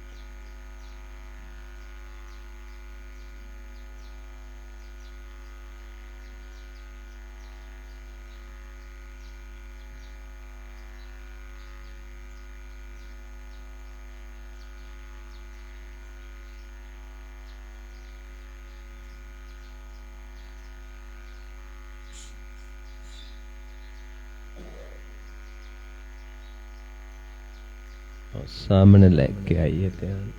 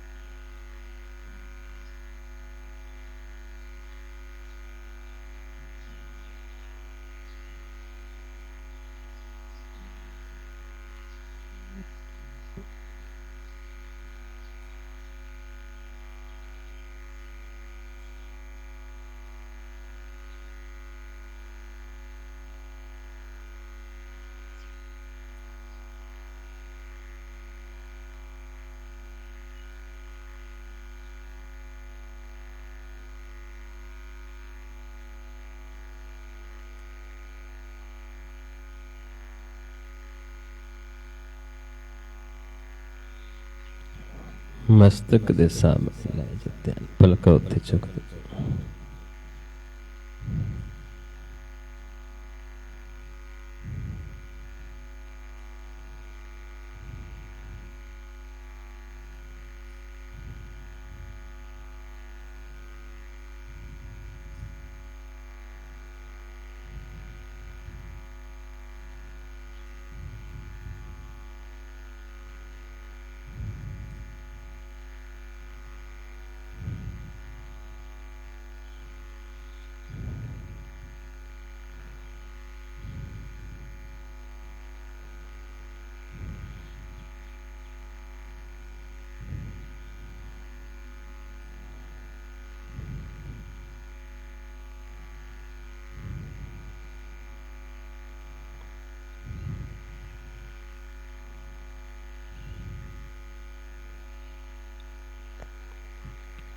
फिर सामने लेके आइए।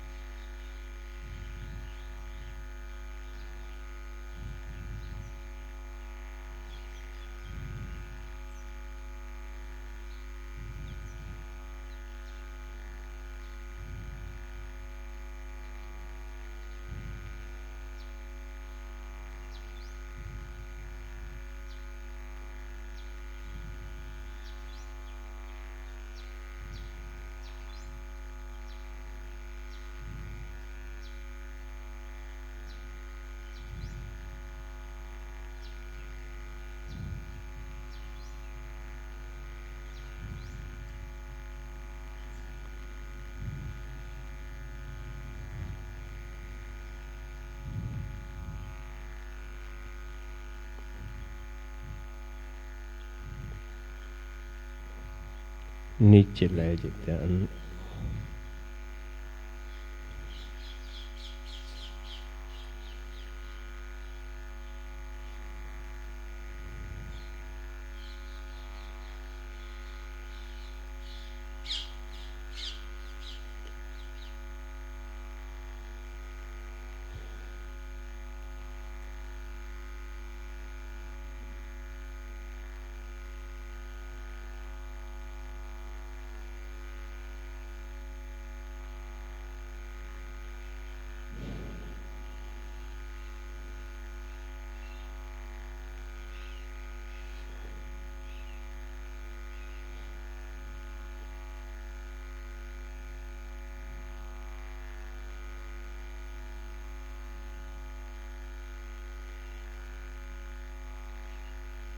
और सम करके देखिए अपने आप में।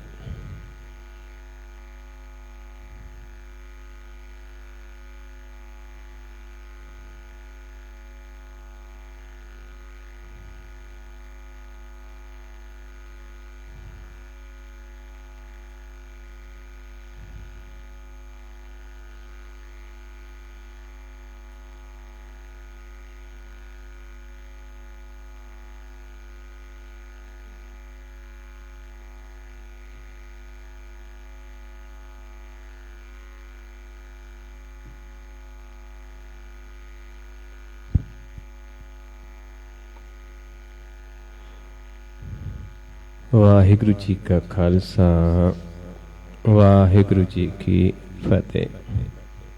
सो गुरमुख प्यारिओ, इस तरीके दे नाल आपां सिर्फ ते सिर्फ मालिक दे नाल प्यार पाउणा है, उसे दी टेक रखनी है, उसे दा सहारा लेना है। जे कोई आपां नूं तकलीफ आउंदी है ते पहली गल तो आप समझना है कि वो साडे भले वास्ते ही कर रहा है। कुछ भी होंदा है क्योंकि वो साडे भले वास्ते करदा। बेशक असी नहीं जानते कि वो दयालु है, कृपालु है। तुम करो भला हम भलो ना जाने, तुम सदा सदा दयाला। क्योंकि वो सियाणा है, सब तो सियाणा है। इस करके वो जो साडे वास्ते करेगा साडे भले वास्ते करेगा। फिर भी जे आपां कुछ मंगना है उसे तो मंगना, दूजे तो नहीं मंगना। क्योंकि जे आपां दूजे पासे मंगूंगे, और समझाउंदे ने हर इको दाता मंगी है मन चिंदिया पाई है, जे दूजे पासों मंगी है तां लाज मराई है। बाबा कबीर जी भी समझाउंदे ने, कहंदे रे जी ने लाज लाज तो है नाही, कि बेशरम तैनूं कोई शर्म नहीं है। हर तज कत काहू के जाई, बेहई नूं छड्ड के होर दे जांदा है, तैनूं शर्म नहीं, तू एडा बेशर्म हो गया।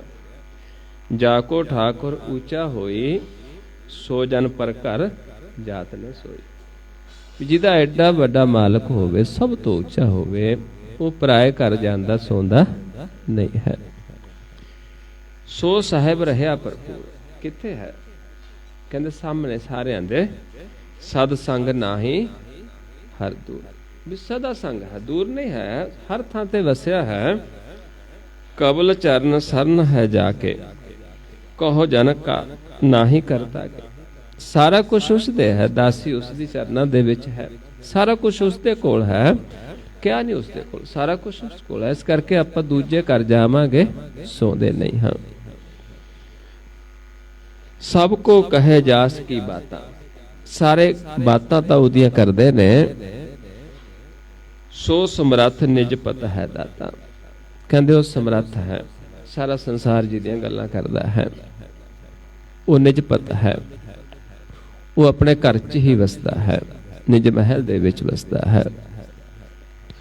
इस करके मैं समझाउंदे, कहे कबीर पूर्ण जग सोई, जाका हिरदा अवर ना होई। ओही संसार च पूरा है जिहदे हिरदे च कोई होर ना होवे, सिर्फ एक परमेश्वर वसिया होवे, वो पूरा है। उस तो बिना जे दूजे नूं आपां मनदे पूजदे हां, फिर बाणी सानू बेशर्म कहदी है। इस करके आपां बेशर्म नहीं बनना। आपां लोकां वल नहीं देखना, आपां अपने पिता वल देखना कि पिता तां नहीं सानू झिड़कदा, लोक पए कही जाण। डरदे आपां किस तो हां कि घर गया साडा पिता सानू झिड़केगा, लोक पए कुछ कहण। इस करके आपां वो करना जो सानू सतगुरु जी कह रहे ने। आपां किसी लोकां ते नहीं देखना, लोक माड़ा चंगा जो कहण कही जाण, पर आपां परमेश्वर तो बिना किसी नूं नहीं मनना। सो गुरमुख प्यारिओ, आओ समा हो गया, इन्नी को विचार करदे हां बहुत सारियां भुलां हो जांदियां हन। आप संगत सतगुरु जी बख्शण योग हो, बख्श लेना जी। वाहिगुरु जी का खालसा, वाहिगुरु जी की फतेह।